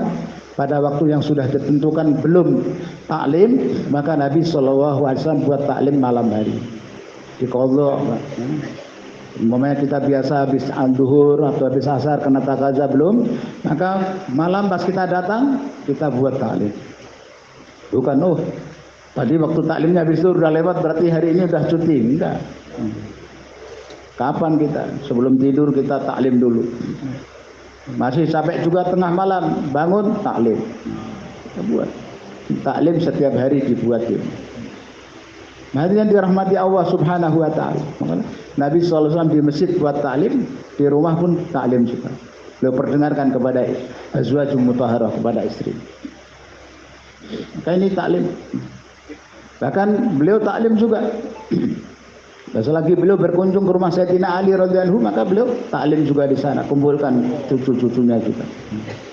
Diajari yang tasbih Fatimah itu, Rasulullah mengajarkannya bukan hanya kepada Sayyidina Ali, tapi di hadapan Sayyidina Hasan, di hadapan Sayyidina Husain, keluarga itu dikumpulkan. Kemudian Nabi SAW beritahu, maukah aku beritahukan kepada kalian yang lebih baik daripada hamba saya?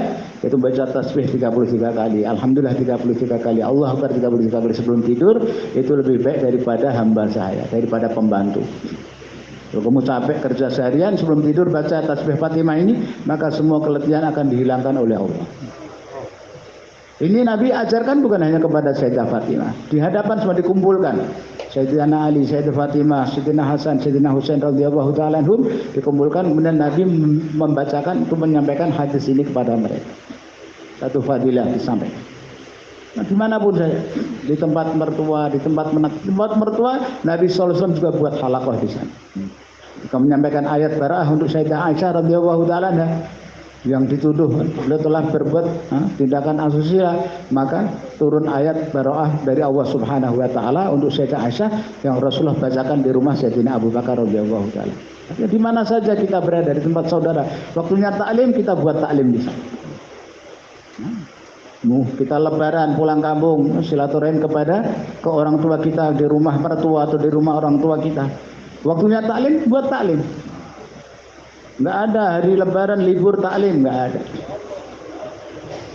Siapa ini lebaran libur semua taklim. Ini sibuk silaturahim menjadi taklim libur. Nah, Rasulullah SAW di rumah sendiri, di rumah mertua, di rumah menantu, waktunya taklim. Buat halaqah taklim. Digaluh. Enggak berani di hadapan dia di kamar dengan keluarga kita, istri, anak, yuk kita taklim. Ini waktunya kita taklim. Habis zuhur, dimanapun kita berada, kita buat taklim rumah bersama keluarga kita. Hadirin dirahmati Allah SWT, ini amal sunnah. Bagaimana dakwah amanah, maka sunnah dalam setiap amal dakwah itu sunnah yang harus kita jaga, harus kita pikul. Itu amanah yang harus kita sampaikan, kita jaga, kita kerjakan dan kita sampaikan kepada umat. Kemudian hadirin dirahmati Allah Subhanahu wa taala, Sayyidina Abu Sa'id Al-Khudri radhiyallahu meriwayatkan dalam Sahih Muslim. Beliau meriwayatkan bahwa kaum wanita datang kepada Nabi sallallahu alaihi wasallam dan mereka mengatakan, "Ij'al lana yauman." Tentukan untuk kami satu hari dalam seminggu, engkau beri kami nasihat. Mereka mengatakan bahwa kaum laki mereka mengalahkan kami. Wala banar rijal. Laki-laki telah mengalahkan kami. Kami tidak ada waktu untuk belajar. Untuk itu ya Rasulullah, tentukan untuk kami satu hari dalam seminggu. Maka Rasulullah, sudah kalian tentukan kumpul di satu tempat pada satu waktu, seminggu sekali kumpul, nanti saya akan datang.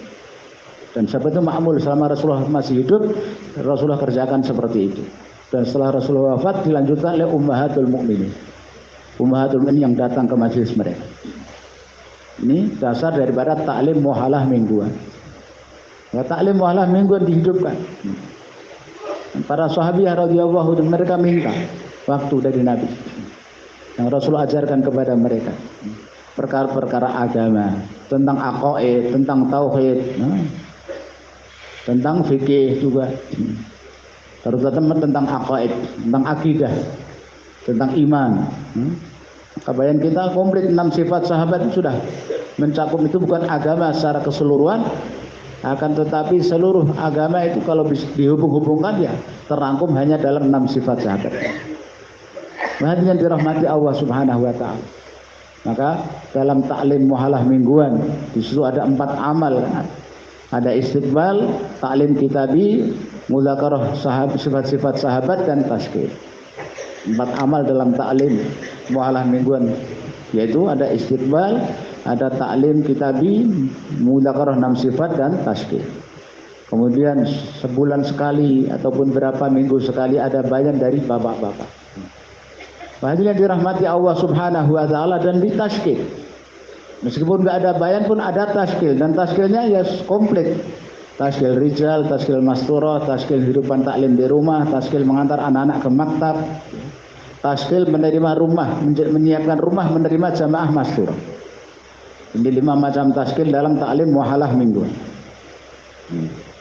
Tetap tazkir rijalnya 4 bulan negeri Jawa IPB, tazkir masturah, itu tazkir.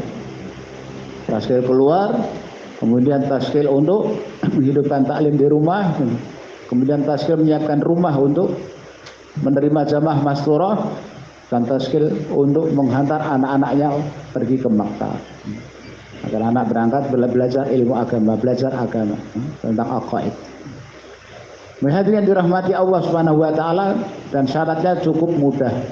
2 pasang pernah keluar 10 hari, ada 2 masturah pernah keluar 10 hari, dia bisa keluar jalan Allah Subhanahu, dia bisa hidupkan taklim muhalah minggu. Hadirin dirahmati Allah Subhanahu wa taala. Kemudian untuk tadi ada keluar jalan Allah Subhanahu, keluar masturah juga. Berapa lama seorang pengantin baru boleh keluar jalan Allah Subhanahu wa taala?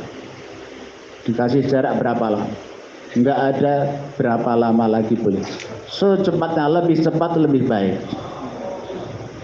Lebih cepat lebih baik. Maka karena itu kita dianjurkan membawa anak gadis kita keluar 3 hari, keluar 10 hari.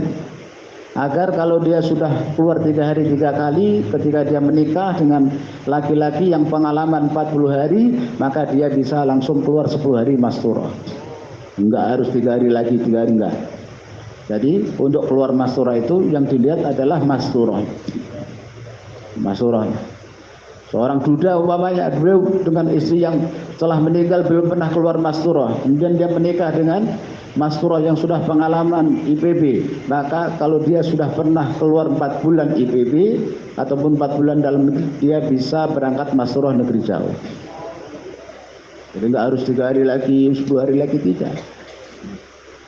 Nah, apabila anak gadis kita sudah pernah keluar 10 hari bersama orang tuanya, maka kalau dia nikah nanti suaminya pernah keluar 4 bulan, dia bisa keluar 40 hari masturah langsung. Nah, 3 hari, 4 hari, 7 hari setelah menikah langsung berangkat keluar 40 hari masturah. Dibolehkan. Jadi nggak ada Berapa lama lagi belum? Enggak, langsung mau keluar pun boleh. Habis nikah mau keluar Masyurah boleh. Akhirnya Allah SWT, jangan dikasih syarat. Oh ini belum, ini baru pengantin baru, ini jangan keluar. Enggak. Karena kita berhajat kepada iman, berhajat kepada yakin iman. Setiap kita berhajat dan kita nggak tahu kapan meninggal dunia, kapan kita akan mati. Nah, hadirin dirahmati Allah Subhanahu wa taala, ini untuk taklim muhalah mingguan yang seminggu sekali. Tertibnya seperti itu. 2 pasang masturah sudah pernah, 2 masturah pernah keluar 10 hari dan 3 masturah pernah 3 hari. Bisa menghandle program. Usahakan 20, 15, 20 rumah satu taklim muhalah mingguan. Hadirin dirahmati Allah Subhanahu wa taala. Nah, untuk menjaga dan untuk memenuhi takaza ini, maka untuk qadimah masturah dibuat jur qadimah masturah 6 bulan sekali untuk mengontrol, untuk meningkatkan pengorbanan, untuk membawa masturah kepada pengorbanan yang lebih tinggi, maka dibuat jur qadimah masturah. Dan kemudian menyiapkan rumah-rumah. Ketika orang-orang yang datang dari luar datang ke Madinah, maka Rasulullah SAW memerintahkan, menawarkan kepada para sahabat yang ada di Madinah, akrimu ikhwanakum fa innahum asbahukum. Muliakanlah, ikramlah saudara-saudara kalian yang datang dari luar. Mereka itu mirip dengan kalian. Hadirin dirahmati Allah SWT, maka mereka diikram di rumahnya, dikasih makan, diajari agama. Dan Rasulullah ambil kargozari juga bagaimana? Maka mereka semua kebanyakan puas, alhamdulillah mereka ngasih kami makan, mengajarkan kepada kami agama. Ini perkara penting, hal-hal yang sunnah yang perlu kita pegang, yang perlu kita jalankan dalam menjalankan usaha agama. Nah, hadirin dirahmati Allah Subhanahu wa taala, untuk bisa mengontrol bagaimana takaza khuruj, baik Rizal, Masturah negeri jauh, IPB, Masturah Rizal ini bisa terkontrol, maka diperlukan jamaah masjid yang mazbut, jamaah masjid yang kuat.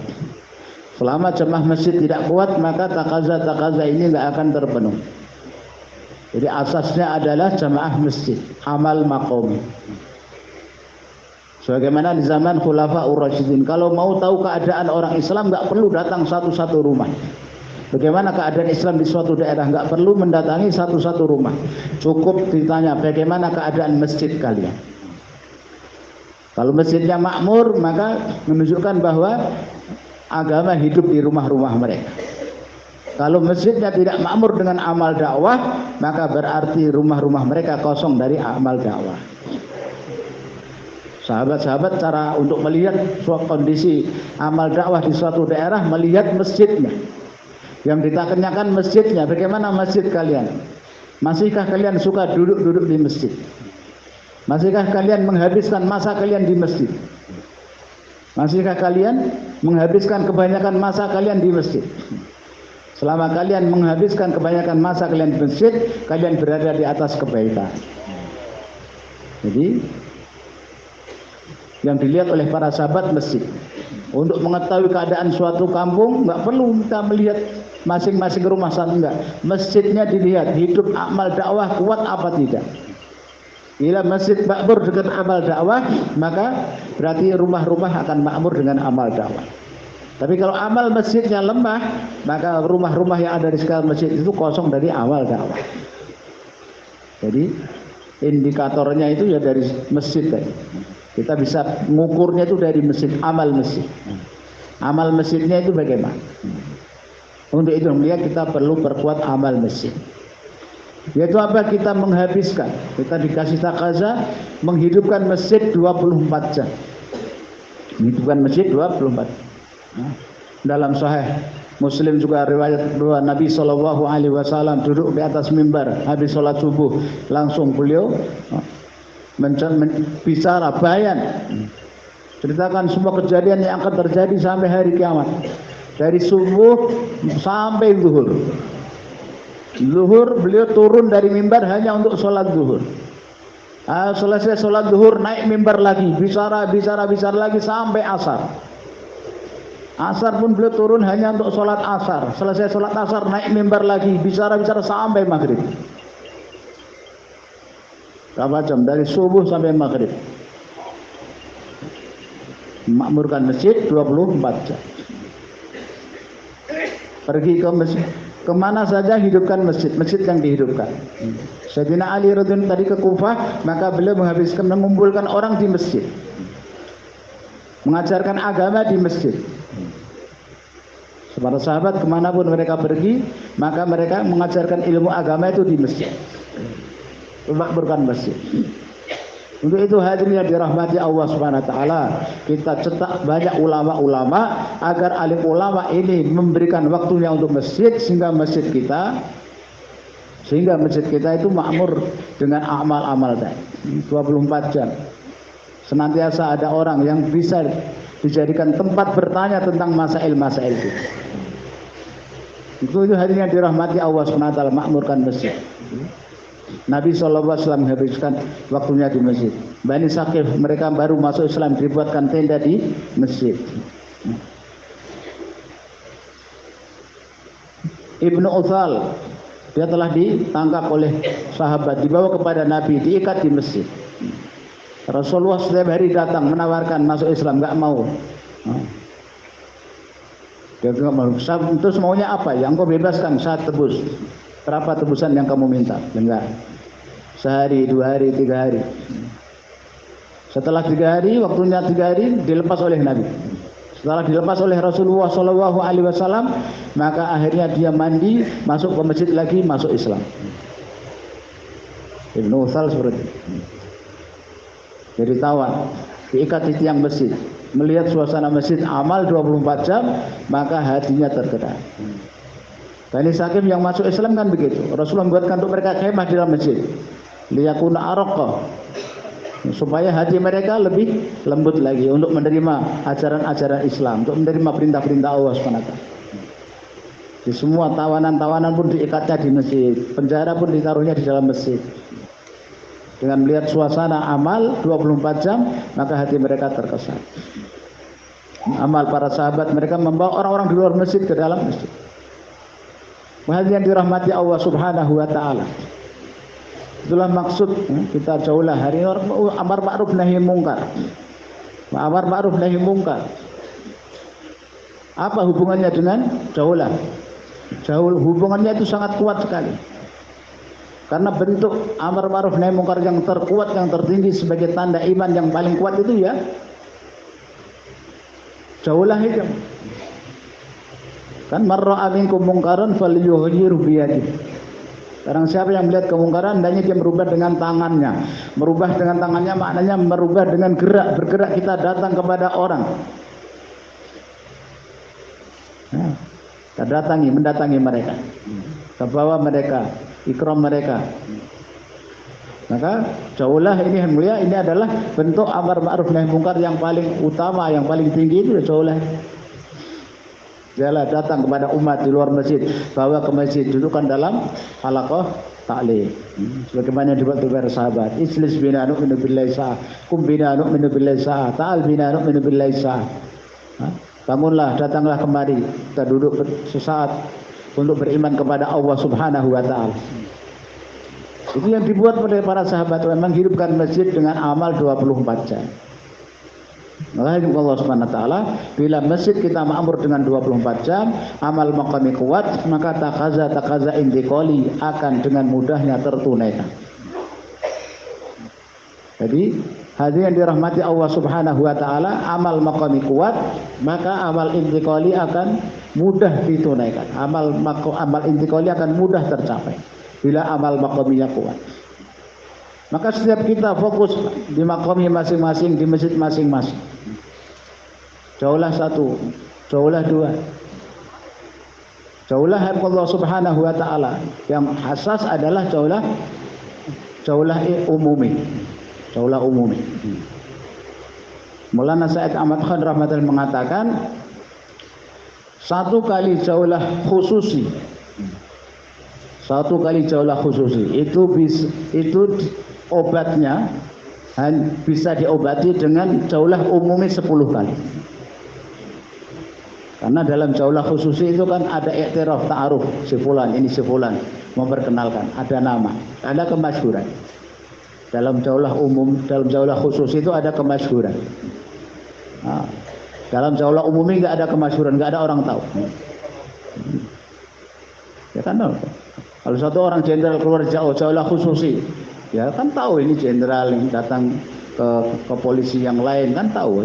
Tapi kalau umumi kan nggak mungkin mentaruhkan ini Pak Jenderal itu dengarkan, enggak. Ini udah saudara muslim datang lagi ngomong mutakalim dibentak-bentak. Pak Jenderal lagi mutakalim dibentak-bentak. Itu kalau jaulah umumi. Kalau jaulah khususi nggak akan ditahu. Akan ditaarufkan dulu ke siapa yang datang.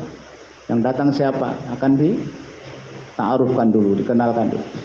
Kemudian Said Ahmad Khan Rahmat mengatakan, jaulah khususi satu kali itu obatnya untuk menghilangkan jazbah-jazbah yang tidak baik itu perlu jaulah umuminya 10 kali.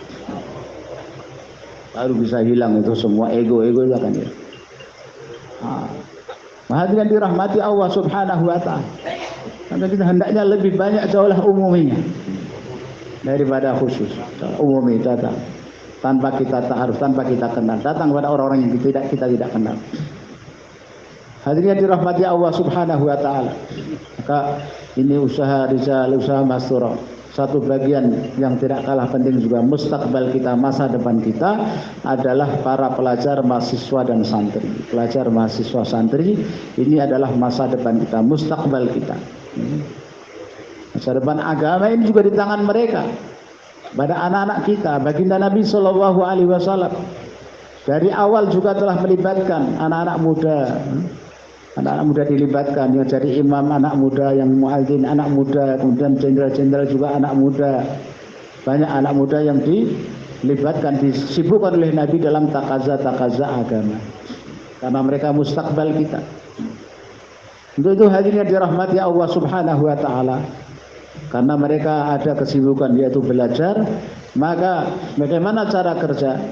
Kalau makomi santri, makomi pelajar, sama pelajar, mahasiswa yang mereka tinggal di luar, tidak tinggal di hostel, maka mereka dilibatkan dalam kerja makomi.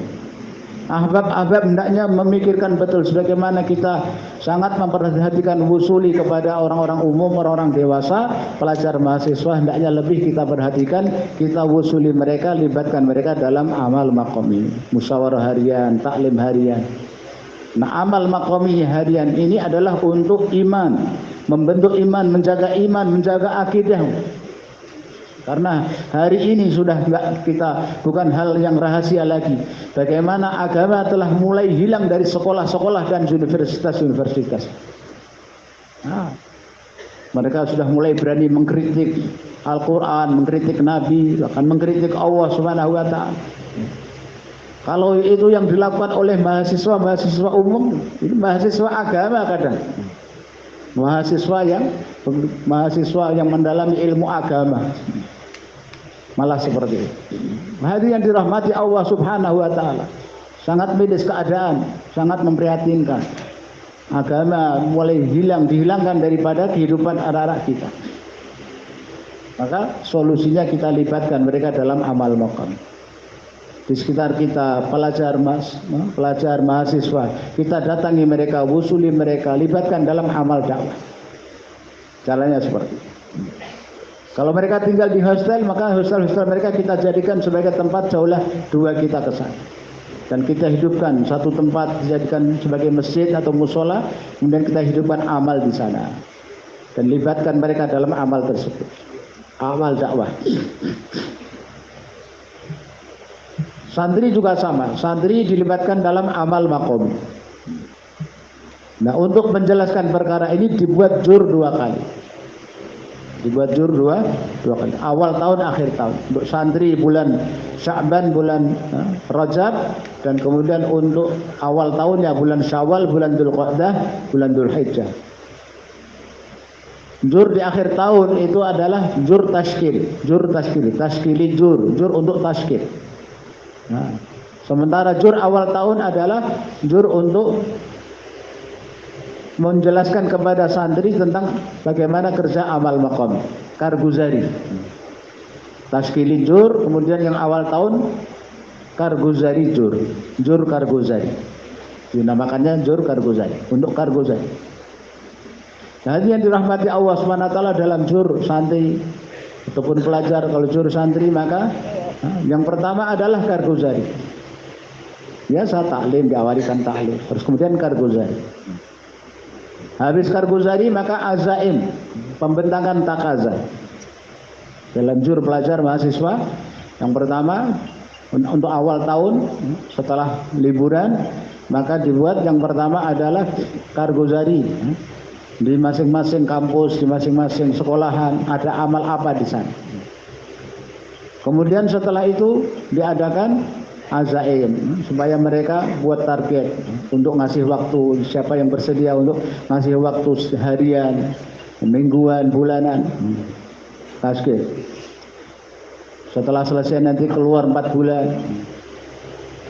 Kemudian setelah itu baru penjelasan tentang amal makomi, mudzakarah tentang amal makomi bagi pelajar bagaimana. Itu untuk yang awal tahun. Kalau yang akhir tahun kan taskil, sama programnya, yaitu ada kargozari, kemudian setelah itu mereka ada bayan taskil. Kargozari, setelah itu bayan taskil. Untuk madrasah, untuk santri pun sama. Santri ada jur di akhir tahun dan di awal tahun. Jur di akhir tahun taskil mereka. Kargozari per pondok pesantren, kemudian taskil, setelah taskil maka kumpul para penanggung jawab itu untuk memusyawarahkan bagaimana wusuli mereka. Istimewa ataupun jur pondok pesantren hendaknya dibuat 1 bulan, 1 bulan setengah sebelum masa liburan.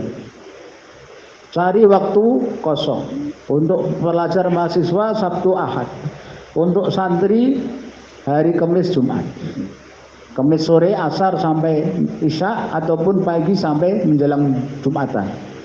Itu untuk jur yang jur taskil akhir tahun. Sedangkan untuk yang awal tahun kargozari, kemudian azaim, pembentangan takaza, kemudian penjelasan tentang amal makom. Sama, programnya hampir sama dengan pelajar, cuma waktunya yang berbeda. Kalau santri madrasah ini kan juga tetap mengikuti bulan-bulan Qamariyah. Sedangkan kalau pelajar mahasiswa kampus itu mereka liburnya, ujiannya juga bukan ikut Qamariyah tapi ikut Syamsiyah. Maka bergeser, nggak bisa sama, kecuali sekolah yang di situ pondok dan sekolah bareng jadi satu. Hadirin dirahmati Allah Subhanahu wa taala, ini untuk penyelenggaraan jur. Alhamdulillah kemarin sudah banyak jur-jur pondok pesantren di akhir tahun, maka sekarang setiap provinsi supaya mengadakan jur awal tahun. Jur awal tahun pondok pesantren untuk menjelaskan kerja makom. Makominya santri bagaimana? Setiap hari musyawarah 5 menit per kamar kah, atau per pondok pesantren. Kalau pondoknya gede ya per kamar, kalau santrinya sedikit ya jadi 1 musyawarah harian. Kemudian taklim harian, tetap taklim ya. Tadi taklim harian bisa taklim istimai, 1 pondok pesantren taklim bareng-bareng. Boleh itu taklim masjid. Kemudian untuk taklim godaan, taklim kamar, mereka buat taklim sedikit, tapi jangan lama, cukup 10 menit taklim. Kemudian 2 jam setengahnya santri, yaitu 10 menit juga bicara iman yakin, hari-hari belajar iman yakin, saling silaturahim antar kamar kah atau apa, yang namanya di pondok pesantren juga ada perlu orang yang ditarhib, maka kita saling silaturahim antar dengan musyawarah. Kemudian mereka buat dakwah infiradi, 2 jam setengahnya itu dakwah infiradi dengan sesama santri ataupun kepada pengunjung, orang tua yang menjenguk dan lain sebagainya. Kemudian dirahmati Allah SWT, untuk jaulah 1 di masjid pondok pesantren, jaulah 2 di masjid sekitar pondok pesantren, dengan diawasi oleh guru, diawasi oleh ustadznya, santri-santri supaya buat jaulah 2 di masjid-masjid yang ada di sekitar pondok pesantren, yang bisa dijangkau dengan jalan kaki. Dan mereka berangkat maghriban di sana, habis maghrib jaulah, habis isya bayan sebentar terus balik ke pondok pesantren. Menghidupkan amal dakwah di sana, membantu ahbab-ahbab yang ada di sana. Jadi santri supaya buat jaulah 2 di masjid-masjid sekitar pondok pesantren. Kemudian keluar 3 hari. Untuk keluar 3 hari santri keluarnya 24 jam setiap minggu. Bukan, dulu kan 2 kali dalam 1 bulan. Dulu santri keluarnya 2 kali dalam 1 bulan. 2 kali 24 jam. Jadi minggu pertama, minggu ketiga, minggu kedua atau minggu keempat. Sekarang tidak. Nisab keluar santri bulanan keluar setiap minggu 24 jam. Jadi setiap minggu keluar. Setiap minggu, Kamis sore berangkat, Jumat pagi pulang. Nah, jadi santri dia keluarnya seminggu sekali. Bukan sebulan 2 kali, bukan sebulan sekali. Santri keluar 1 harinya setiap minggu. Pelajar mahasiswa keluar nisabnya 3 hari setiap bulan. Pelajar mahasiswa nisabnya 3 hari setiap bulan. Kalau dia liburnya 3 hari berturut-turut, maka langsung keluar 3 hari. Tapi kalau dia liburnya itu 2 hari, maka dia keluar 2 hari, kemudian yang 1 hari minggu berikutnya. Intinya dalam 1 bulan dia keluar 3 hari. Bukan daftari 3 hari langsung, tapi daftar itu dulu. Tahun 90-an itu dulu. Nah, pelajar mahasiswa itu keluar 3 hari, nah 3 hari kami daftari. Nah, pulang sekolah berangkat ke jamaah, berangkat sekolah dari jamaah. Dulu begitu. Sekarang tidak, sesuai dengan cuti. Liburnya kapan? Kalau liburnya 2 hari berturut Sabtu Ahad libur, ya maka 2 hari dikerjakan di minggu pertama, kemudian yang 1 hari minggu berikutnya. Dan ini pun minimal. 3 hari dalam setiap bulan ini minimal.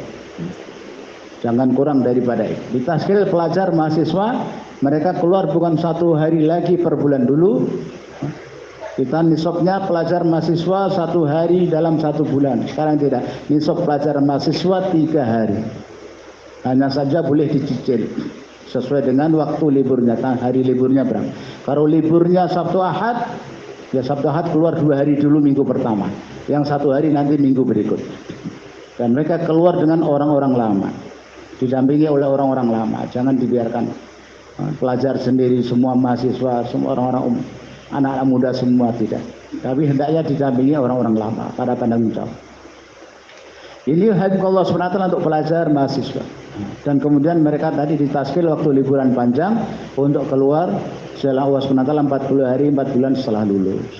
Santri ditaskilnya mereka waktu liburan panjang keluar 40 hari dan setelah lulus keluar 1 tahun. Kemudian untuk siswi dan mahasiswi, tertib usaha di kalangan siswi dan mahasiswi ini sudah kita sampaikan dalam munas yang sebelumnya juga. Kita mudzakarahkan lagi dan lagi. Untuk siswi dan mahasiswi, hadirin dirahmati Allah SWT, siswi mahasiswi yang tinggal di luar hostel, tinggal di luar asrama, mereka dilibatkan dalam taklim muhalah mingguan. Untuk itu hendaknya taklim muhalah mingguan dibuat pada hari libur sekolah, Sabtu Ahad, supaya bisa menghadirkan siswi mahasiswi sebanyak-banyaknya. Supaya bisa menghadirkan siswi mahasiswi sebanyak-banyaknya, dibuat pada hari-hari libur taklim muhalah mingguan. Kemudian apabila mereka tinggal di asrama, nggak bisa keluar dari asrama, maka kita musyawarahkan, kita buat taklim muhalah mingguan di dalam asrama itu. Ya, dengan menyempurnakan syaratnya. Kalau belum bisa sempurna syarat, maka dari luar asrama penanggung jawab halaqah di situ, halaqah atau markas, dengan musyawarah ditunjuk, ditaskil 2 pasang masturah qadimah, orang lama yang berpengalaman, yang dia paham tentang kesensitifan usaha masturah.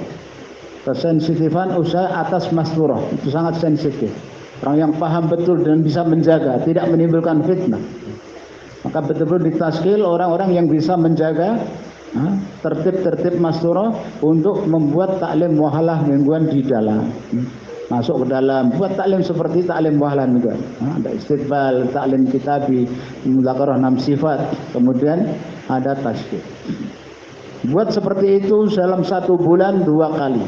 Paling tidak 2 kali dalam 1 bulan.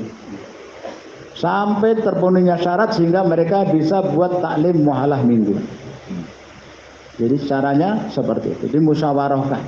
Bukan dihandle satu orang saja. Oh ini satu orang penanggung jawab dia terus, enggak. Nanti akan menimbulkan fitnah. Akan terjadi hal-hal yang tidak diinginkan. Maka siapa yang menghandle itu dimusyawarahkan dengan musyawarah halaqah, dengan musyawarah markas. Ini hadirin dirahmati Allah SWT tentang seperti itu. Dan untuk menjaga hadirin yang dirahmati Allah SWT, untuk mengendalikan kerja ini di halaqah kita, di mahalah kita, di markas kita, maka akan ada jur bulanan halaqah. Di setiap halaqah maka ada jur bulanan halaqah. Dibuat jur bulanan halaqah ini untuk mengontrol, untuk mengendalikan kerja di halaqah kita agar takaza terpenuhi. Maka dalam jur bulanan halaqah dihadirkan semua ahbab dan semua masjid kita hadirkan. Bahkan masjid yang tidak ada ahbabnya pun kita hadirkan.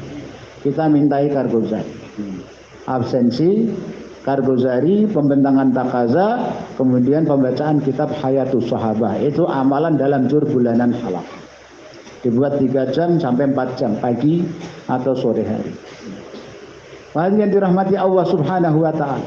Dan di situ dibahas semua takaza, pembentangan takaza itu baik rijal, masturon, gereja, IPB itu supaya ditakazakan di situ dan dihadirkan semuanya.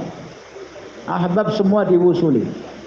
Hari ini kita yang wusuli tambah lemah, tambah loyo, akhirnya yang datang tambah sedikit. Jur bulanan halaqah yang datang 20 orang, 40 orang itu sedikit. Harusnya seluruh ahbab dihadirkan dalam jur bulanan halaqah. Bukan hanya perwakilan masjid. Musyawarah mingguan halaqah perwakilan. Musyawarah mingguan zon itu perwakilan. Tapi kalau jur bulanan halaqah seluruh ahbab dihadirkan. Seluruh ahbab dihadirkan, orang lama, orang baru semua didatangkan. Dihubungkan dengan jur bulanan halaqah. Bikin juga malam Sabgozari. Dalam malam Sabgozari ada 4 amal itu.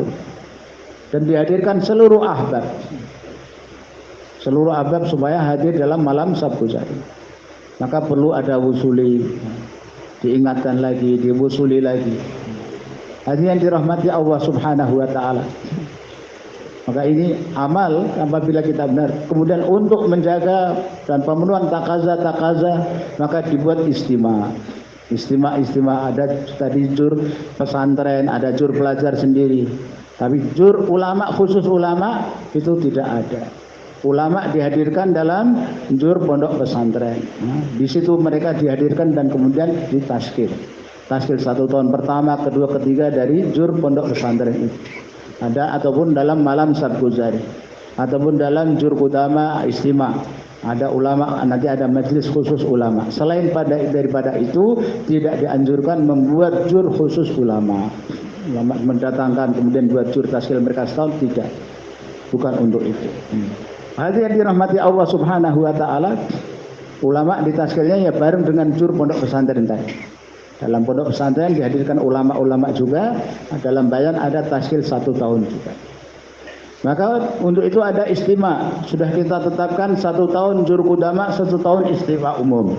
Tahun ini kita jur qudama.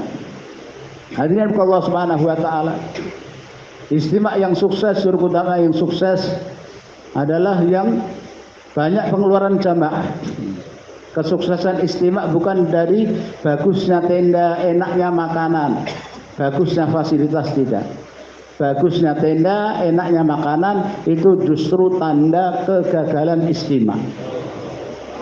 Istimewa yang gagal yaitu yang tendanya tempatnya bagus, dipasang AC semua, makanannya mewah, itu adalah gagalnya istimewa.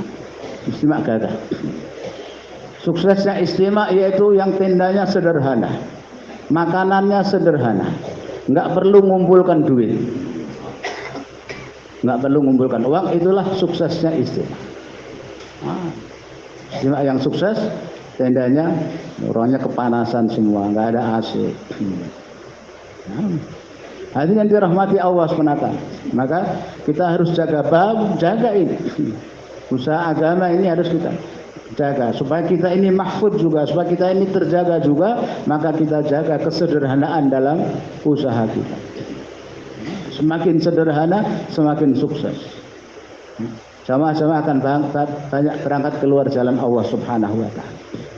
Nah, untuk itu hadirin yang dirahmati Allah Subhanahu wa taala, ini hal-hal yang perlu kita jaga untuk terjaganya kita, terjaganya usaha dakwah. Sebagaimana tadi awal sudah sampaikan, dakwah ini amanah, maka menjalankan usaha dakwah dengan sunnah-sunnah yang dibuat oleh para nabi alaihi salawat wa taslimat. Allah mengutus 124.000 nabi dan rasul itu untuk mengajarkan kepada kita tentang sunnah-sunnah dakwah. Itu juga harus kita perhatikan, harus kita jaga. Nah, untuk itu Allah Subhanahu wa taala kita perlu kita tingkatkan pengorbanan. Keluar jalan Allah SWT 8 jam setiap hari, 10 hari setiap bulan, 4 bulan setiap tahun. Semua sudah insya Allah. Kita perlu amlah-amlah yang seperti itu. Orang-orang yang siap untuk setiap takaza. Kita hanya ingin 10 hari setiap bulan dalam bentuk jamaah. 8 jam setiap hari untuk kita membantu mahalah-mahalah yang lemah. 10 hari setiap bulan membantu halakoh-halakoh yang jauh yang lemah. 4 bulan setiap tahun membantu daerah-daerah yang lemah. Maka kita tingkatkan pengorbanan setiap kita, azam untuk sepertiga masa. Insyaallah Pak ya. Silakan. Siapa yang niat? Ulama-ulama silakan. Silakan insyaallah. Ulama setahun kedua, ketiga, silakan.